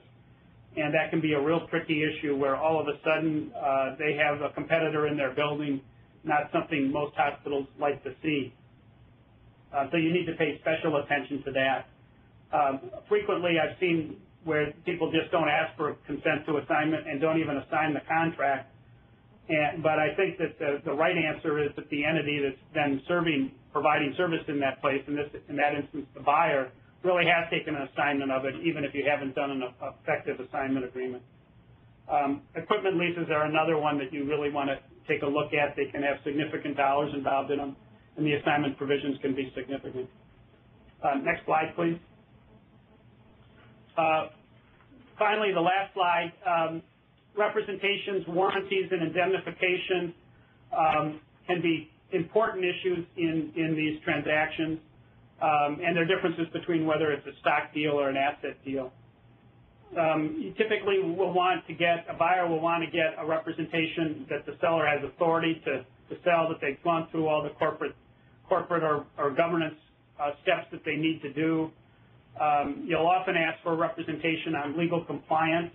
It's an important one, particularly in a stock transaction. You want to make sure that they've been operating in compliance with these significant healthcare laws that can have drastic implications if they haven't been. Even in an asset deal, if you're going to continue the operation as it has operated before, you want to get some comfort that what they've been doing is compliant. So you want to get a good representation and warranty, as well as do some due diligence on that score. Representation on title is another important representation to get. You don't want to buy an asset, find out they didn't own it, and pay for it twice. How long representations continue after closing is often negotiated. So how long these representations will survive the closing will be critical. And then for liabilities not assumed, those also are ones you want to clearly identify and make sure that you're not taking them. In stock deals, you'll often see concepts of holdbacks and escrows and baskets and caps, where you cap the indemnification. You'll get an indemnification and it'll be capped, or there'll be a basket where the buyer will take the first $100,000 of liability, and after that, the indemnity from the seller kicks in. One caveat, though, is it's very uncomfortable for a hospital or health system to sue their doctor employees after closing.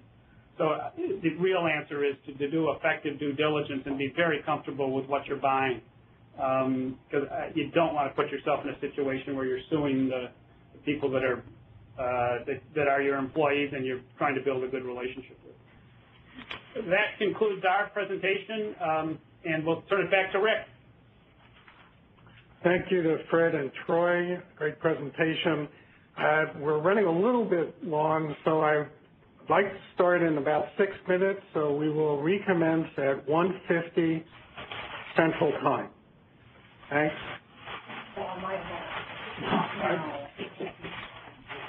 The first person goes over, throws everything out. I know. Now, an hour from now, Troy and I have another small meeting with a cardiologist. We've been talking for 2 years. Oh, and we just want him to go away at this point. Oh, really? That's what I'll be doing. You don't want to save the deal? No, they keep just wanting more money. They keep talking. We want more. This is always Now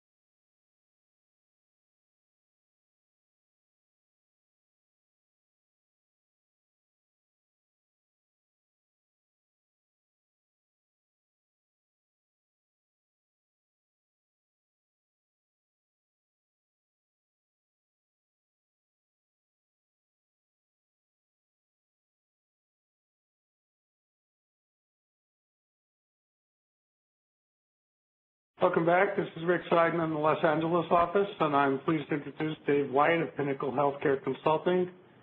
Thank you. Greetings and good afternoon. Thanks, Rick. First of all, it's a real pleasure to be part of a strong program being put on today. So I wanted to thank everybody for the opportunity. Rick and I were just talking about the word FMV, and if there was an opportunity to license it for royalty, we would do very well in the context of what's happening right now in our industry. The takeaway today so far for me is that what we're hearing about is a real coordinated process, and from legal and the terms of the contracts to the financing to the operations and the logistics, post-transaction compensation, and our piece that we're talking about today, physician valuation, medical practice valuation, it's a very much a coordinated process coming together. And so let's turn to the next slide, please. So we've all heard about willing buyer and willing seller out there as it relates to valuation terminology. One of the first things we wanted to talk about was what is motivating the physician community to have a willingness to participate in the valuation of their medical practice again. And the transactions, as we heard earlier today, are accelerating. What we're seeing from our optics are a couple of main points that I'd like to share with you. The first is declining reimbursement. And we started to see this several years ago with medical oncology, and it's moved on to ambulatory surgery centers, which has impacted OBGYN physicians, orthopedic physicians, cardiologists have been next in line. And so with declining reimbursement, there's a true trend to move and evaluate other strategic options in communities. The second is technology and administrative pressures. The cost of doing business in medicine has gone up exponentially and has become more challenging with issues like investment in electronic health record, meaningful use, changes in HR regulation, contracting, credentialing costs. All of those things have accelerated what we believe to be motives for the physician community to evaluate changes. The third that we've heard a lot about is quality and alignment through provider integration, whether it be accountable care organizations or some other quality initiative. That's truly a motivator and a change agent that we're seeing take place. Quality and life and career focus, many of the younger physicians that are coming out are looking for stability. They also are looking at and hearing from colleagues about some of the longer hours balancing clinical and administrative roles within private practice, and I think are seeking a change. And to those ends, we've seen many of our clients have physicians in the offices that would be eligible for partnerships that are declining partnerships and staying at a lower level to avoid some of that administrative burden from their perspective. And the last point that we're seeing is competition. And I would suggest that competition historically has been, in a 2 or 3 hospital town, the perception of competition in that local community. What we're seeing is that the advent of PPM activity again, private equity investors in the space, but going back into the late 80s, early 90s, we're also seeing a renewed capitalization with insurance companies that we believe is a change agent on this as well. Companies like Humana, Cigna, and most recently United are putting together packages of large capital to make investments in provider networks. Next slide, please. So we talked about a coordinated process, and this is a snapshot of a valuation program and timeline.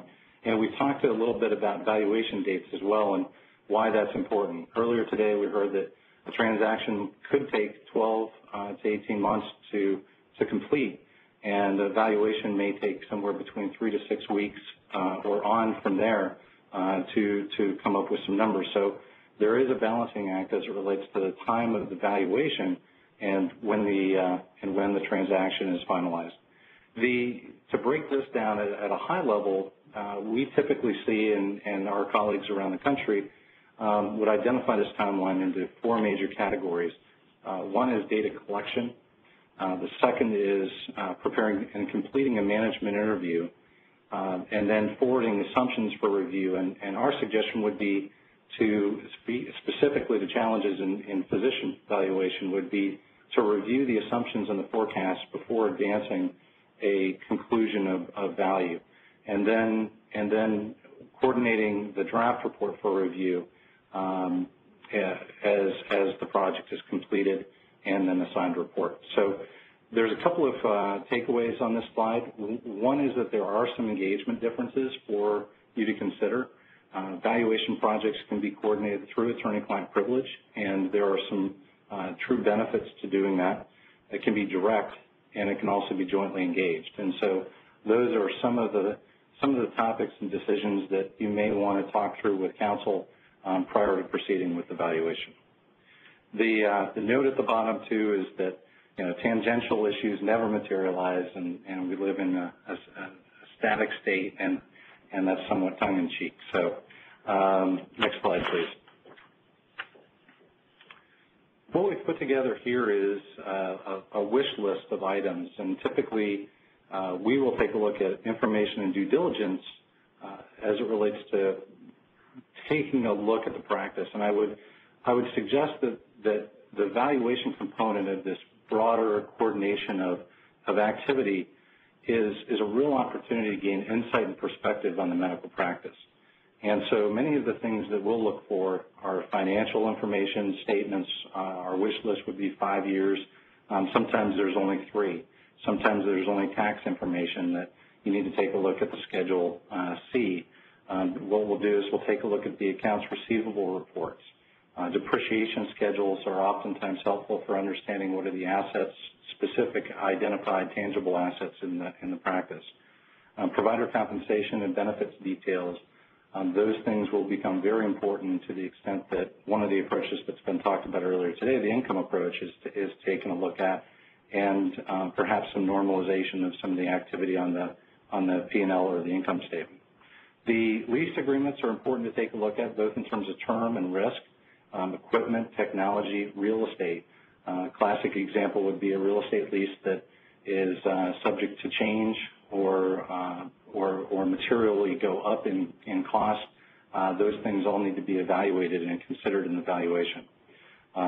Budgets and financial projections, although it's a wish list, I've got to be candid, and oftentimes medical practices we work with do not have those readily available.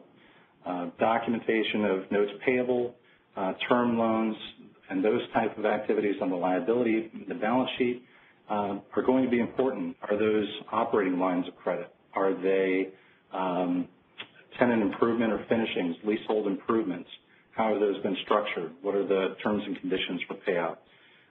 Any valuation reports that have been put in place before are helpful. I would suggest that oftentimes we'll review those and take them into consideration, but because of timing and material changes on services that could be offered, or contracts or workforce or other personnel issues, we'll take a look at it, but often it does not impact our work materially. Additional details, again, that give insight and perspective on the overall arrangement, physical plant issues, accessibility, managed care contracts, vendor arrangements and assignability, employee detail, dates of hire, last increase in payroll, payer mix, referring physicians, where is their business coming from? Ultimately, what we're looking to do is evaluate risk, and if the majority of the business is coming from a few sources of referring physicians in the community or a few contracts, that's something that the parties should take into consideration as well. Business development and marketing collateral, we'll want to take a look at where are the patients coming from. Is it a regional practice? Is it a local practice? Is it a national practice? We've worked with practices that brought patients in from all 50 states. Superbill information, procedure productivity is going to be important. That will dovetail with some of the discussions later today on provider compensation. Be prepared, the final note on this slide would be prepared and flexible to develop the workarounds related to the wish list. And as it relates to the information that's being collected, recognize that it provides really good, strong insight and perspective on the practice. Next slide, please. The management interviews, we talked about the milestones. The first part is reviewing the data and developing some financial analysis. The management interview, we believe that this is one of, if not the most important step of the project. It's an opportunity to really understand the nuances and the business and get a feel for the organization. From a risk perspective as well, it's where there is a lot of insight as it relates to the history of the group, the timing of personnel, what was the development of the organization, the market and competition within the area, any workforce issues that may be present. Capital improvement needs becomes an important consideration. We'll talk about that a little bit later with the income approach, but are they due for changes in their infrastructure, new equipment, new investments, relocation? All of those things become important. New services which may impact revenue and costs going forward. We've worked on a number of projects where the practice is looking at investing or is recently invested or is planning to create new services to the community, and those things need to be evaluated to the extent that certain methodologies and approaches are selected. Operational discussions, are there any changes in efficiency, workflow, technology investments, and then also risks identified by the group as it relates to payers and other practices. I would suggest to let the group ask a lot of open-ended questions. Let the group talk about themselves, talk about their successes, some of the failures, the challenges that they've had along the way, and be prepared to get an earful in terms of working with physicians that are in the community for 20, 25 years and they're contemplating a transaction with one of the hospitals. Be prepared to hear some of the stories that may have occurred 15, 20 years ago, but from a physician perspective feel like yesterday. Next slide, please. So the trends on the deal.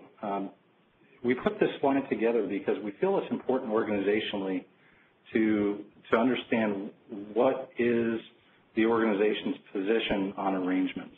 And many of our hospital clients will identify some of these elements that they will consider in valuation and then have policies as it relates to others that they do not. And we believe, just from observing the discussion between counsel and the operators, that it's a good idea to have a consistent process and a firm process in terms of what's being bought and sold. And clearly there'll be some outliers on that as well. But just to bring some of these points to mind, specific tangible assets, furniture, equipment, analysis of supplies on hand, those things are all very straightforward. Some of the intangible assets, that becomes an organizational decision, and we've heard a little bit about the legal risk with some of these items, but medical records, what's the time frame, how are they adjusted for deceased patients, assembled workforce, there has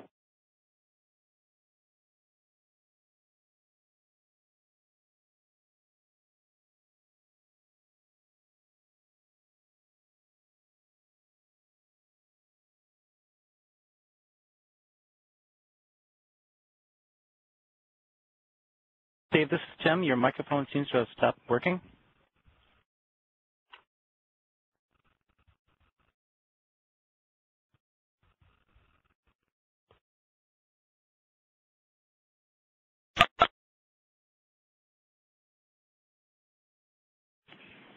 Thanks, Rick. Thank you. Hi, Tim. Can you hear me now? Yep. Yes, we can. Okay. Thank you. Great. Hey, Tim, were you listening in, and did you catch when communication stopped? Okay. So we'll go back to the intangible assets, medical records, and assembled workforce. A lot has been spoken about physician workforce recently, and some strong positions that should not be considered. Leasehold improvements, it would be a case-by-case basis. Much of this would be strategic in terms of where the location of the practice will be going forward. Leveraged income streams, Ancillaries, it really depends. You get to use those lines in the valuation field. And then employed providers, we're seeing a trend not to have any consideration for the employed providers, physician associates or mid-level production. Liabilities and accounts receivable, we'll have some comments on that a little bit later, but most of the arrangements that we see taking place today, the cash, accounts receivable, and the liabilities of the practice are staying with the practice post-transaction. And then patents and intellectual property is going to be on a case-by-case basis. Many practices that are contemplating transactions have strong research divisions, have very well-recognized physicians, not only nationally but internationally, and that may be something that needs to be considered. I would make a note just in terms of, before we get into the approaches, that most of what we're seeing around the country is a focus on the compensation arrangements going forward, which is next, and minimizing kind of the cost and the exposure to compliance risk related to the valuation process and related to the practice valuation. Next slide, please. This language on the standard of value for fair market value was talked about a little bit earlier, so I'll be brief with the comments here. The one thing that we're seeing a renewed interest in is not only in the fair market value language and standards, but also the commercially reasonable standards that are out there. And in brief, the commercially reasonable standard would be covered something like this: would the deal make good business sense absent of patient referrals? So another standard to consider going forward. Next slide, please. So as mentioned before, there are three valuation approaches: cost, income, and market. We've prepared brief comments on these three areas, when to use, common asset categories, and then some notes as well. Every organization is different, as we talked about before, and so we would encourage you to evaluate standard processes, but also have an exceptions process if need be. When to use the approach? We're seeing most of the medical practice acquisitions apply the cost approach predominantly, low margin and unprofitable healthcare entities as well. And as we talked about before, accounts receivable, current assets, and liabilities would stay with the practice. Just a note on accounts receivable, what we're seeing is we talked a little bit about the healthy relationship going forward and comments about maintaining a good relationship with the physicians moving forward. Accounts receivable and working down their old accounts receivable to the extent that they hold those going post-transaction becomes a risk element for both parties. And so what we're seeing more and more is the accounts receivable that may have been absorbed through the hospital's MSO and worked going forward either stay with the historical billing company and contracted directly with the doctors, or a recommendation of billing companies that are popping up to help with the wind down of accounts receivable on these employed physician transactions. And we see that mitigates one early out of the gate tripping that could be a pitfall to both sides. Common asset categories on the intangible side, we talked about assembled workforce, medical records, non-compete agreements. Two that are also in that list but not on the sheet: trade names and telephone numbers, which we typically don't see significant dollars assigned to, and goodwill, and we're seeing less and less on goodwill just because it is a bright spot for regulatory entities. The patient relationships, I was in a meeting the other day just to share a story, and the physician goes, is the hospital paying for the work that we've done to help them in the past? And the theme around the room was a resounding no, but it was an interesting comment, and I wanted to share that with you today. So that's the cost approach. Next slide, please. The income approach is a valuation technique that's based on future income expected to be generated by the asset. And as we talked about before, Fred mentioned that the dynamic is that most physician practices are professional service companies that zero out the cash at the end of the year or end of the quarter, and so it becomes part of their compensation discussion going forward. And so for most physician practices, the notion of having excess net cash flow in future periods just doesn't happen, especially if they're looking to hold compensation steady or potentially increase it. And so where we're seeing most of the techniques on the income approach is if there's a viable separate division within a medical practice that warrants discussion. It could be ancillary services, a vascular lab, something that then would be adjusted for compensation going forward, and we have a colleague speaking about that next, so I'll leave that for him to address. But with whether it be on subdivisions within the physician community or other lines of business, what we want to do is evaluate the risk of the future business. And so identifying the factors that contribute to risk could lead to payer mix, volume, expenses, supplies, capital expenditures, workforce. Going forward within a medical practice, we talked earlier about the relationship with the physician practice and the hospital that's acquiring the practice. There are sub-cash flow considerations that could be purchase services agreements, medical directorships, revenue cycle management agreements, real estate considerations, all of which could, in fact, trigger additional optics related to fair market value on the overall arrangement. And so just a word of caution on the additional cash flow considerations.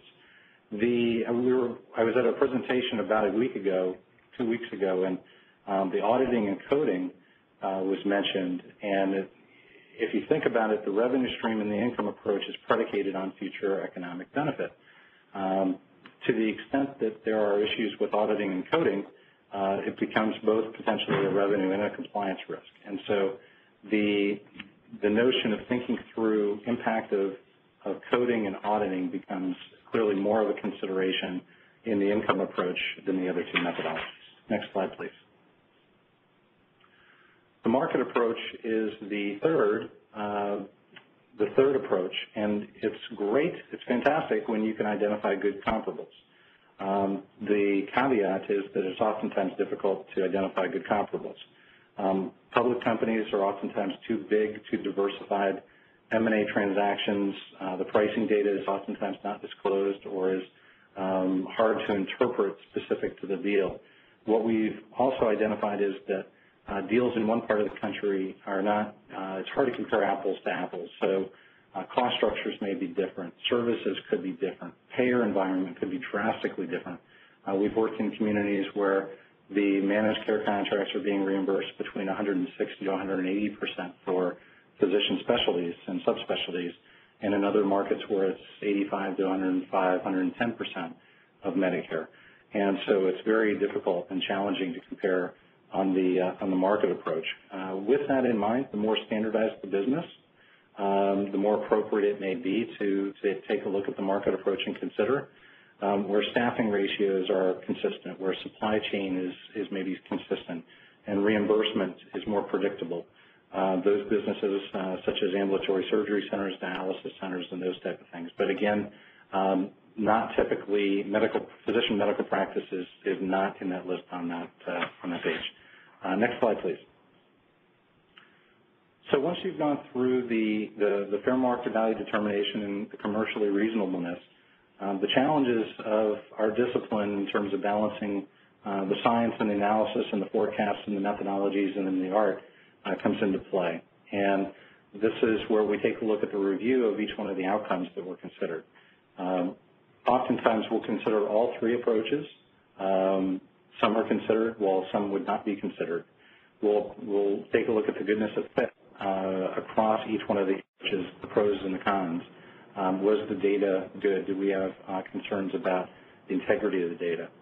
The correlation of the approaches. How did they result? Was there a tight correlation, or was there a pretty broad range between the three approaches? And all of that information would go into a weighting exercise where we'll take a look at the final determination of a range of value. The outcome of the report and the reconciliation and the reported value can either be a point value or it can be a range of value. And let's say typically about 95% of the time we are forwarding a range value rather than a point value for parties to consider and negotiate. Next slide, please. So once we get to the crossroads and the considerations, we've got a cartoon for those that don't have the slides in front of them. And on a whiteboard, there's a strategic plan with steps A, B, and C. And after C, there's either immense profit or federal prison. And the caption reads, "Stay with me now, people, because in step C, things get a bit delicate." So with that transition slide to the next slide, please. We have a little bit of land gap related to our presentation today. Data integrity is going to be critical in terms of garbage in, garbage out. Are there expense categories? Is the data consistent? Are you identifying any new expense categories or extraordinary items that are popping up? So data integrity is going to be important. Revenue sources and sustainability. This gets back to some of the discussion about coding and auditing. For those that are keeping an eye on what's happening in Delaware with medical necessity and the ripple effects that it may have with cardiology across the country, those things are important to keep an eye on. Owner emotions, I mean, we've touched on it before, and Troy and Fred talked a little bit about it, but when the rubber hits the road for the medical practice, we're talking about businesses that have been around oftentimes for 10, 15, 30, 50 years, and it's very difficult at times for the physicians to separate business and personal matters. And we would suggest that everybody stay in tune with that because it can be a harbinger for things to come as it relates to down the road with the doctors and the physician practice. And then also pay attention to the urban myths. Watch out for the sentences that begin, "my friend," or the other hospital.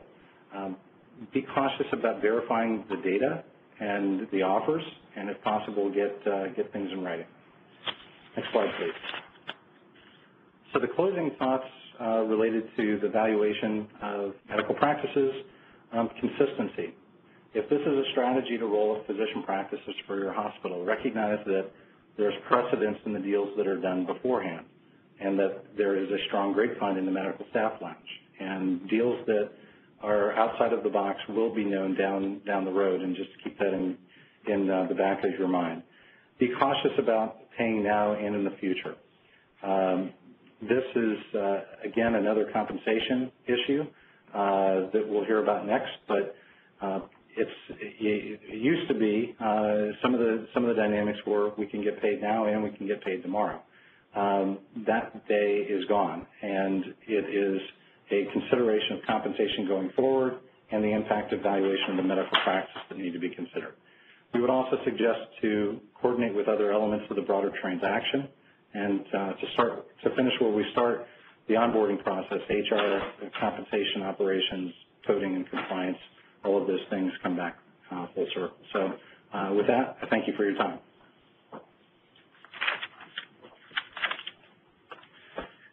Thanks very much, David. And now we're going to turn to Sean Hartzell in our Washington, D.C. office, talking about physician compensation models. Sean? Thank you. And thank you for letting ECG participate in this exciting webinar. Today I'll be speaking on a topic that I think pretty much everyone has weighed in on a little bit during today's webinar, but that deals with something that physicians who are being acquired feel very passionate about, which is how am I going to get paid in the future? Both how is the pool of funding for physician compensation going to be done, as well as the distribution of those funds to the actual physician. I think just to start out, we've been in business for almost 40 years, and I think in looking at the work that we're doing and the folks that we're consulting with both hospitals and physician groups, over the past few years we've seen a huge increase in the number of deals between hospitals and physicians, and the requirements of hospitals and physicians to come together in a positive manner. So I think that there's a lot of positive momentum in that direction. Next slide, please.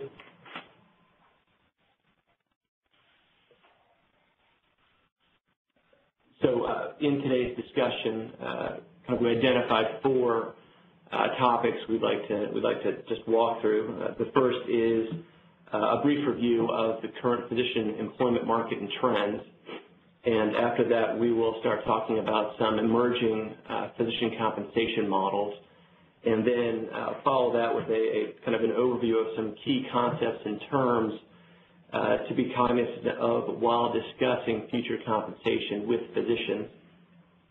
And then finally, we threw in a few case studies to really talk about several physician acquisitions that we went through and kind of how we structured compensation with those groups.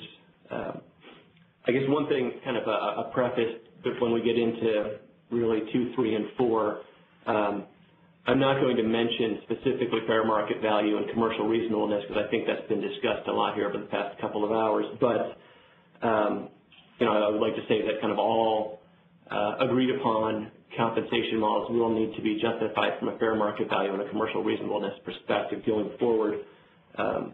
And you know, that will involve fair market value valuators and legal counsel, just so that that'll be the last thing I say about fair market value and commercial reasonableness today. Next slide. And I think just about everyone's touched on these before, so I won't spend a lot of time here. But what I wanted to do is first start off by just saying, obviously the pace of practice acquisitions is accelerating, and it's accelerating for a number of reasons that we've discussed. We've talked about reimbursement cuts. So we've got imaging, ancillary testing, drug administration. The government and payers are kind of contracting the ability for physicians to generate high levels of income from those types of services. So, you know, for physicians to remain independent, they either have to reduce their income or work longer hours to kind of maintain their income levels. There is the lack of capital, where, you know, with ACOs and with integration kind of in the crosshairs of the government right now, we talk about electronic medical records, and it's pretty expensive to put in electronic health records and develop ACOs. So there is a capital requirement for those pieces. I think at the same time, we've seen physicians emerging from residency and fellowship programs that, you know, they're generally more focused now on kind of a lifestyle or a balance, which kind of gets away from the traditional private practice partnership model. You know, the looming reform, and you know, we've got 420 pages of proposed rules for ACOs that are on the table right now, and we've got kind of the government talking about payment reform. We have bundled payments out there, and you know, physicians in hospitals, with this new world, we're really looking at physicians in hospitals being linked more financially in the future. And then finally, I think the importance of demonstrating quality, you know, and the transparency that's coming down through kind of the ability to kind of track quality outcomes, and hospitals and physicians and patients really trying to understand what they're getting for the money they're spending. Next slide, please. Victoria, early in the program, kind of discussed this, but and again, just kind of as a quick review, in the early 90s, we had a feeding frenzy of hospitals acquiring physicians. You know, this was the result of managed care and increased capitation, and hospitals really didn't think they could lose money as long as they kind of had enough contracts.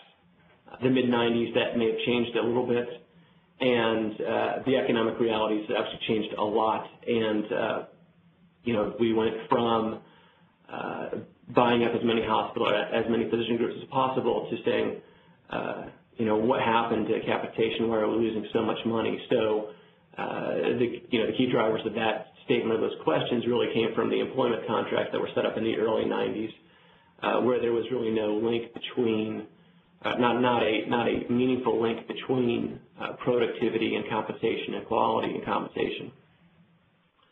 The late 90s, we tried to change what we did and what we found out in the mid-90s, and we either restructured those contracts or we divested physician practices in an attempt to kind of reduce the expected loss per physician. And then, you know, finally, over the past 10 or 15 years, we've kind of realized that physician shortages are real, and we better kind of grow, you know, we better grow our physician organizations to the extent possible, because the medical staff world is changing, and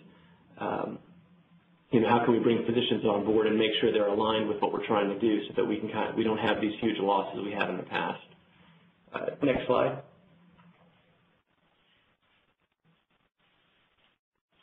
So the key takeaways from what we learned over the past 20 years, and I believe we've touched on it again in the past few hours, but hospitals have become smarter about employing physicians today. We're not purchasing goodwill. We're really trying to, more often we're seeing a lot of deals where we're just buying hard assets at appraised value. There aren't as many practice bidding wars out there. We are see that kind of change a little bit, but, we're not seeing the historically inflated practice prices we were seeing in the past. And then two things that deal with kind of the compensation, physician compensation. We're not seeing high guaranteed salaries anymore.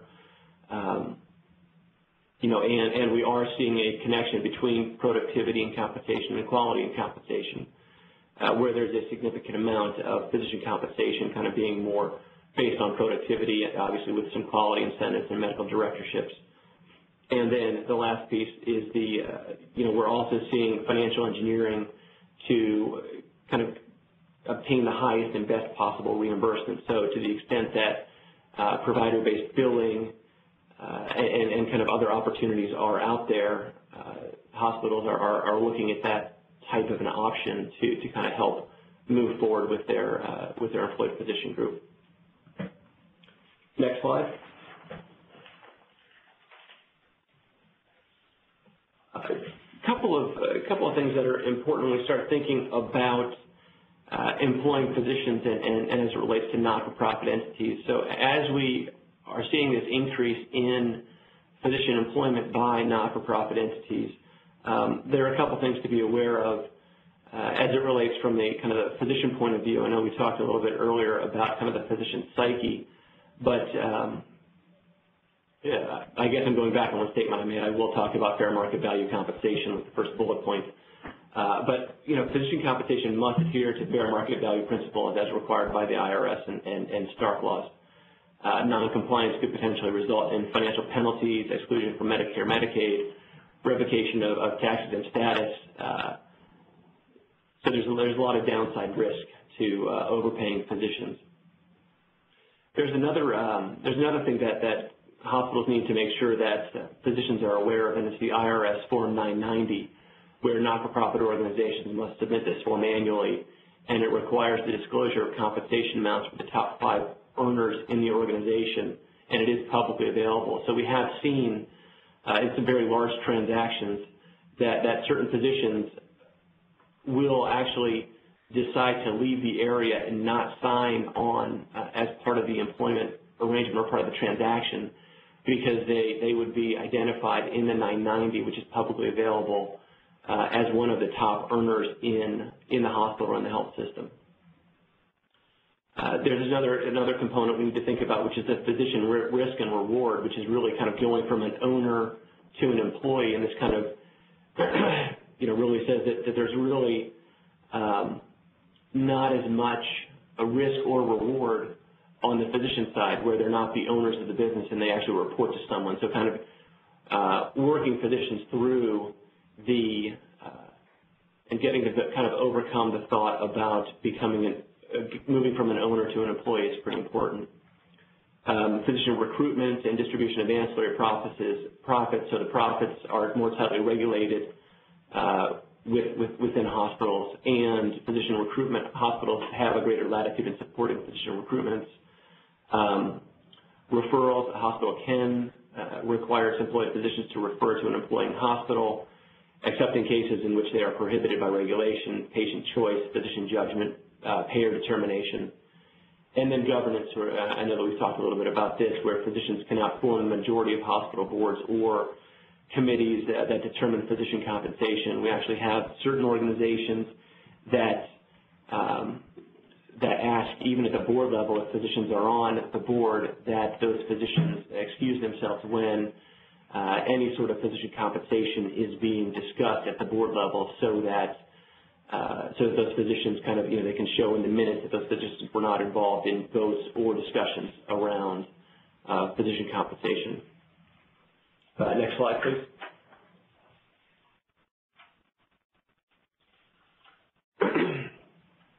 What we wanted to do here was just, another thing that we need to start talking about physicians with is obviously how the changing regulatory environment is going to change or force an evolution in physician compensation. And right now we have a lot of fee-for-service payments, and that's changing. We're seeing more incentive bonuses for quality and service, and we believe over the next 5 years we'll continue to see more compensation plans and more reimbursement plans move into and kind of incorporate more incentives focused on quality and service and evidence-based medicine, outcomes, cost control, patient satisfaction, and teamwork. And so that really gets into more of these global payments. We believe will kind of, the scale will kind of tip, more to the global payments by 2015, which kind of lead us to the thought that organizations really should consider developing compensation plan strategies that push PCPs and other specialties towards global payments in kind of a stepwise process that limits significant disruption so that we're not switching over in 2014 when we get more global payments in 2015, so we have kind of a transition period. Next slide, please.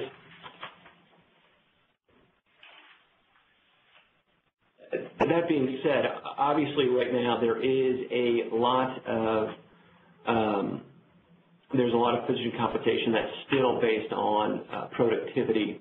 And what we have on this slide is our two graphs from an annual survey that we do with about 7,500 physicians. And on the left-hand side, we ask physicians what percentage of your compensation is based on productivity, or how many of you have kind of a productivity-based compensation versus a salary-based compensation. And as you can see, the majority of physicians, both in the 2009 and the 2010 survey, are really more than 50% of their compensation is based on productivity. The interesting, kind of when you lay that up against the graph on the right-hand side, where kind of what's the primary performance metric for the variable compensation, there's still a lot that are being done based on work reviews. There's also a lot of professional fee collections. We still have some holdovers using professional gross charges. There's also a group that is using provider productivity as a major performance metric. And we also are seeing a quality component introduced into this. So we are seeing quality grow in its in its performance metric for the variable compensation component.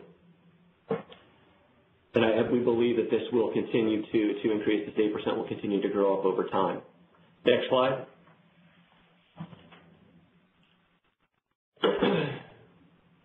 When we looked over the past 4 years, so we compared 2007 MGMA physician practice ownership to 2010 physician practice ownership, and really for over a 4-year period, the percentage of physician practices owned by hospitals grew from 34% to 55%, which is a pretty striking change. In 3 or 4 years, you go from 1/3 to over half being employed by hospitals,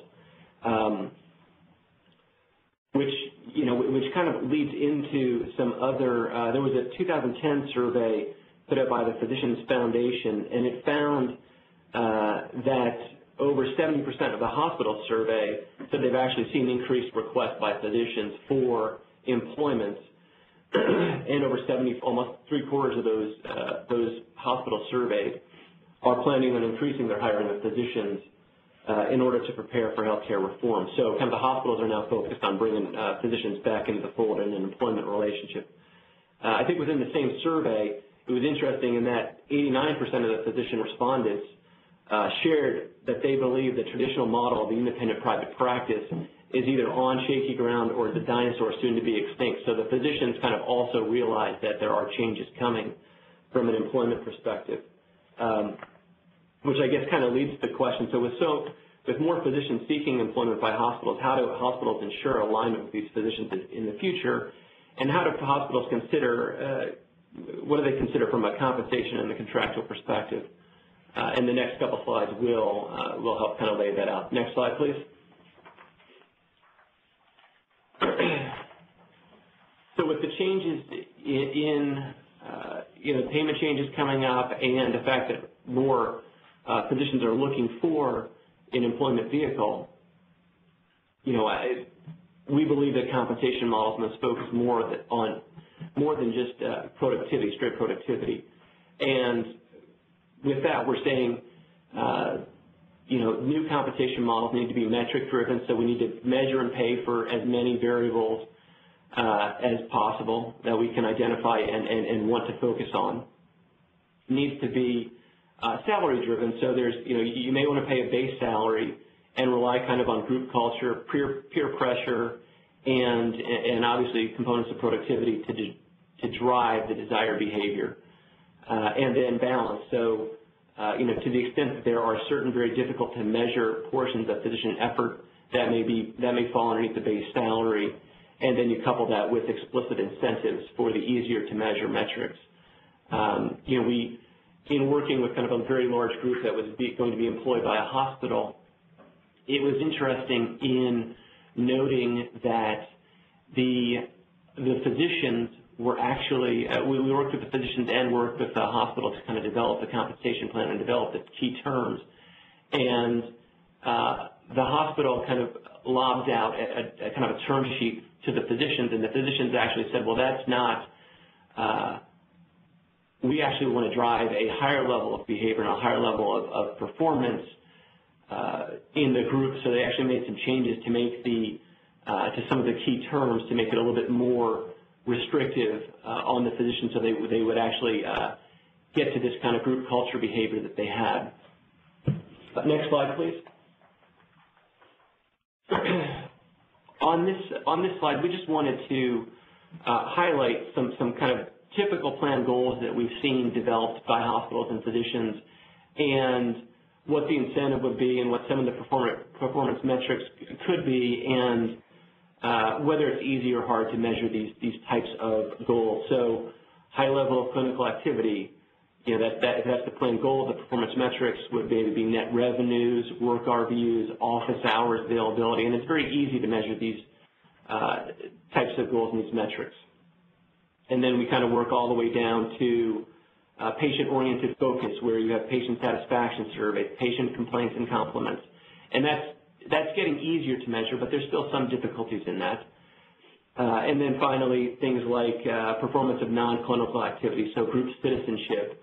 We're talking about governance participation, committee participation, specific work group outcomes, staff surveys, which, again, as we move into kind of an electronic world, it is becoming easier to measure these, but it's not the easiest thing to measure right now. Next slide, please.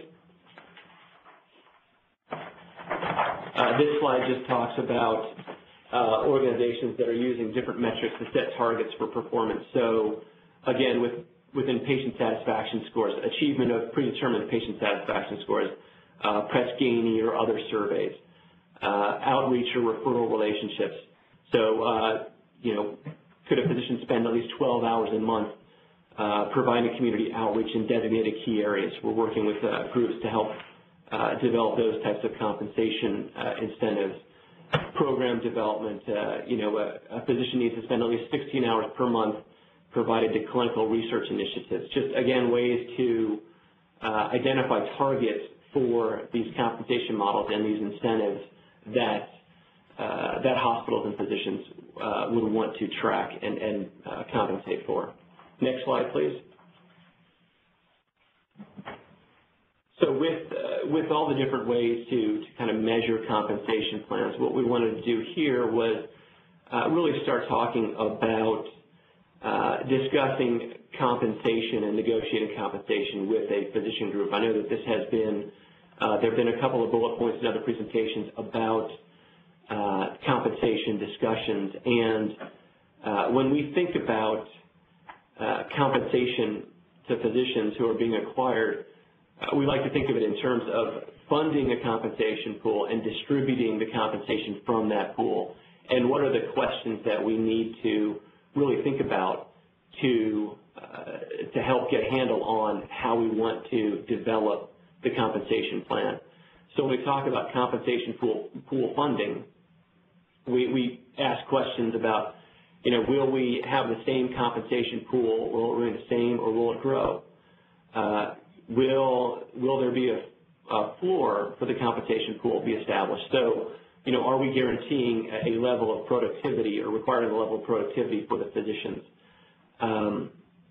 How will we fund the compensation pool? Will it be a percentage collections? Will it be a rate per work RVU?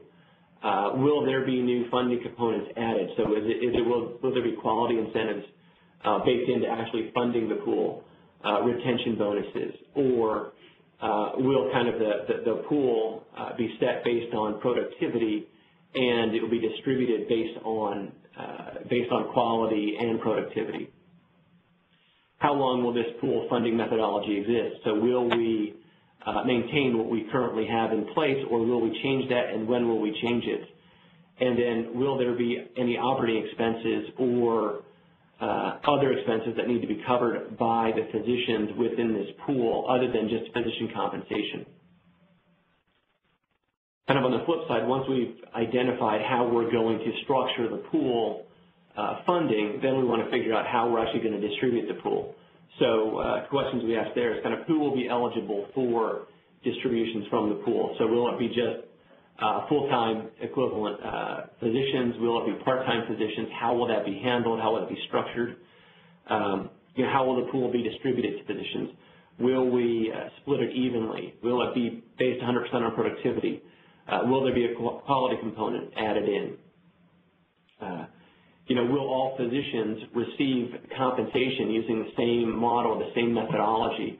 We've worked with organizations to structure different fund flows from the pool based on specialties or based on the type of physician, the tenure of the physician, and whether or not they're hospital-based or whether or not they're more office-based.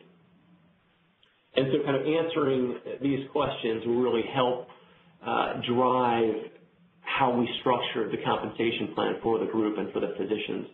I think in addition to those questions, we also want to think about the long-term administrative burden of the pool funding mechanism and the distribution mechanism. So how are we actually going to put this in place, and how are we going to track it? And I think that another thing we want to think about is if we already have employed physicians in the system or within the hospital, kind of how does this change or how does this alter any of their compensation constructs? Because the medical staff lounge is a fairly open lounge, and physicians do talk about compensation in that lounge. And so it's just important to understand kind of the potential ramifications of the new compensation structure. Next slide, please. Some other key employment terms, and I'll just kind of run through this quickly, but some other key terms that we want to think about in addition to compensation pool funding and distribution, the length of the contract and the renewal process. So for how long will the physician's initial contract be, and what will the process be for renewals? Termination provisions. Are there any reasons why the parties can terminate the agreement? Adherence to established policies and quality standards. So what standards of the behavior will the physicians be held to going forward? Practice restrictions and non-competition, non-solicitation provisions. Where will the physician be able to practice medicine if he or she leaves the employee of the hospital or does not sign the employment arrangement? Utilization of facilities and other providers. Will the hospital health system require the physician or strongly recommend to the physician to use the services available within the hospital health system other than for patient pay or physician choice? Obviously, fair market value testing and potential reconciliation of any overpayments. And then are there leadership responsibilities that the physicians need to take on, and will they be compensated for those duties? Next slide, please.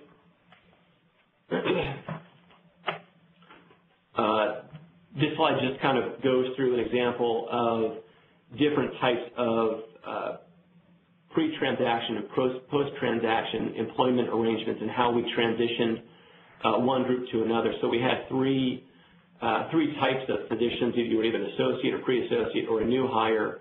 And in working with the hospital and the physician group, we determined that it was best to basically develop four transitional contract types, with everyone eventually moving on to becoming a 3-year evergreen contract after their initial term. So it just kind of lays that out. I won't spend too much time on that, but it is critical to understand the existing agreements and the existing physician classifications to really successfully develop a transition path to employed contracts. Next slide. Another thing that we've worked through with hospitals and kind of obviously structuring compensation arrangements and structuring employment arrangements for large groups and small groups is what policies are the physicians going to be, what are they going to have to adhere to going forward? And these are just a list of some of the policies we've developed with organizations to kind of help round out the compensation plan and to help round out how the physicians will behave within the system. So we have things like board certification, confidentiality, patient scheduling, charity care documentation. One thing with charity care is occasionally physician groups have a different charity care policy than hospitals and health systems, and kind of reconciling how the physician group will go forward with a charity care policy is an important thing to do, and it will, while it may not affect compensation, it will affect kind of the utilization of services and kind of how the physicians will be perceived in the market. Next slide, please. So the last two slides in the deck really just provide an overview of two cases, two clients that we worked with in the past 2 years. The first one was a large medical specialty group. This was a large Midwest hospital purchased a 320 physician medical specialty practice and really tried not to change the compensation distribution methodology and most of the contract lengths and the termination and the practice restrictions. Really all they focused on was changing the funding mechanism from a collections base to a rate per work RVU for clinical performance to account for access and charity care differences. And so, really with a focus on increasing access to services for the community, it made sense to kind of change the funding mechanism for the physicians.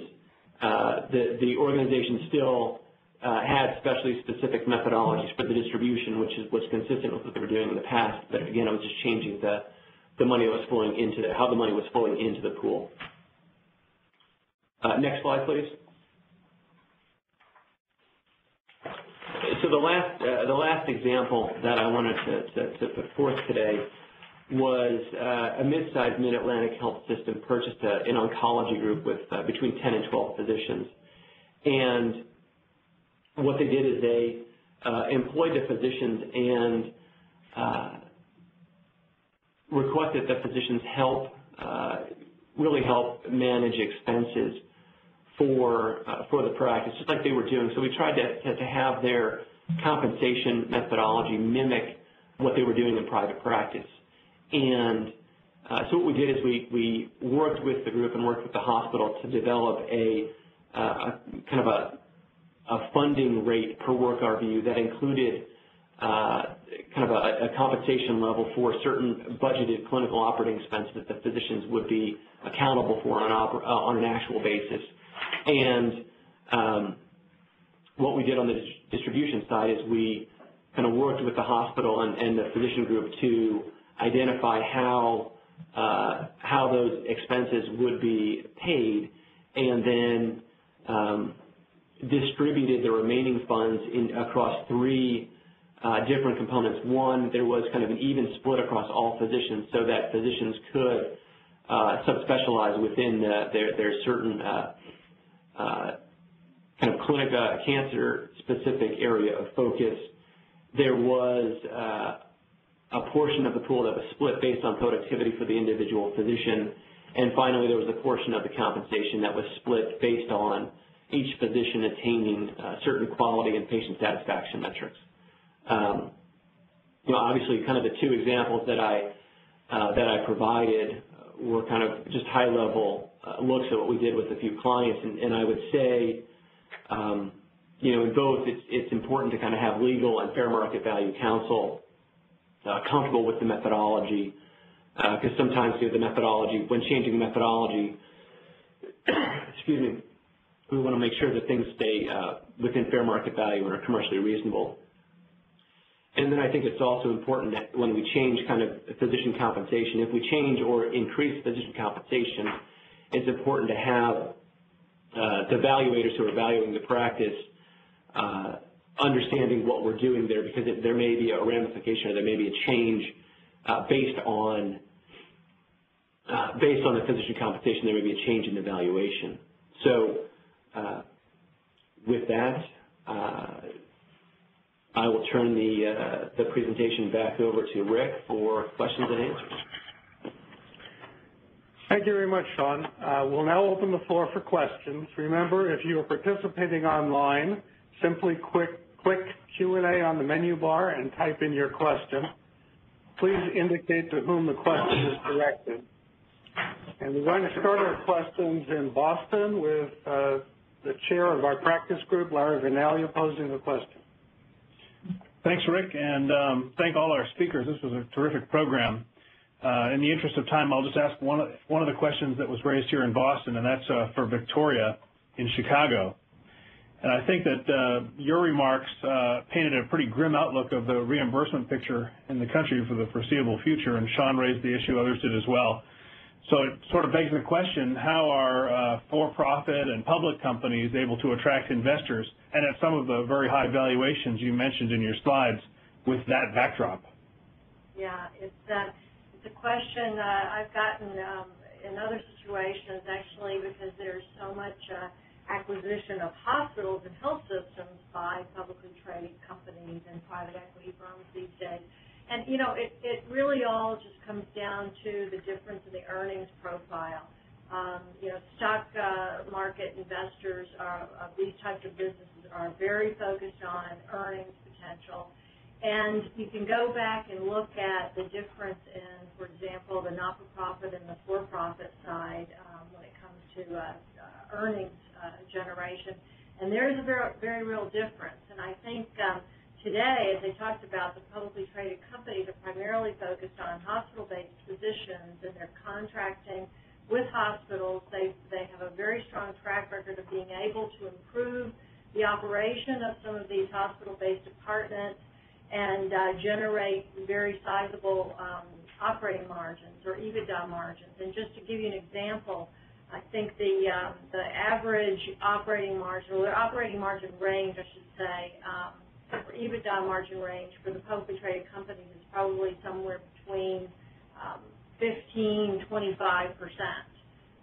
If you're a operator of a physician group, on the same hospital-based departments, but without the breadth, scale, expertise that you get with a larger group, you really are not producing those size margins.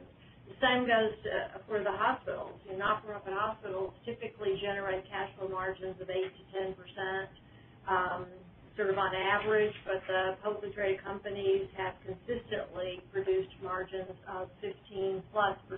So, it is a different model, and yet it has been a consistent difference in what the large for-profits have been able to do. And it's an earnings-based valuation, so that's why we're seeing the difference. It is, I think, somewhat perplexing, given what we know, those of us who work closely with providers, to see the optimism that they see or to share that optimism, but that's their perspective. Hope that's helpful. It is. Thank you very much. Fred, you have any questions in your office? We do. We have one for David White.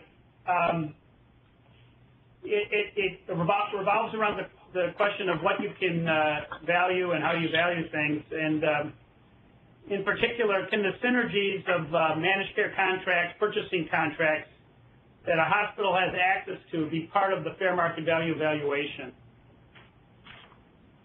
No, that's a good question. The short answer is no.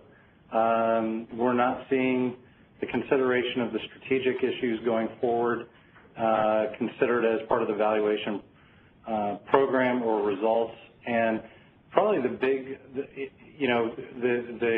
the guiding question to that is, would the physician practice been able to negotiate a similar contract, get access to similar pricing, supply chain issues, workforce, but not for the strategic synergy with the hospital going forward? We're finding that that's a pretty bright line issue taking place in the valuation community today. So good question. Thank you. Michelle Leeds in DC, do you have any questions there? We do have a question. We're wondering, why did the hospital change the funding methodology for the group in the first case study? Right. Well, the hospital and the physician group, when they were going through their initial strategic look at a potential partnership or a potential acquisition, they really wanted to increase access for their community members to services, and one of the ways to do that was to obviously acquire the group, and that would kind of improve or increase the not-for-profit mission of the hospital, and it would change the mission of the for-profit clinic. So the hospital did not want to necessarily disadvantage the physician group in any way, kind of with this change in the charity care policy and in the access, because initially it was, they thought they would see kind of more charity care patients, and it was important for the hospital's not-for-profit mission to be able to increase the access. So they kind of went with they wanted to change the methodology and take that potential reduction out of play. Thank you, Sean. We are out of time for this program, so this will conclude the presentation portion. We invite you to contact today's speakers if you have additional questions or would like more information on their particular topics. If we were unable to answer your question during today's program, we will follow up with you to address it via email or phone. Thank you for joining us today. We do hope you will join us at a future program. Our next program in this series on physician-hospital alignment is on June 8th. It's entitled Physician Engagement and Alignment, Developing the Health Provider Organization of the Future.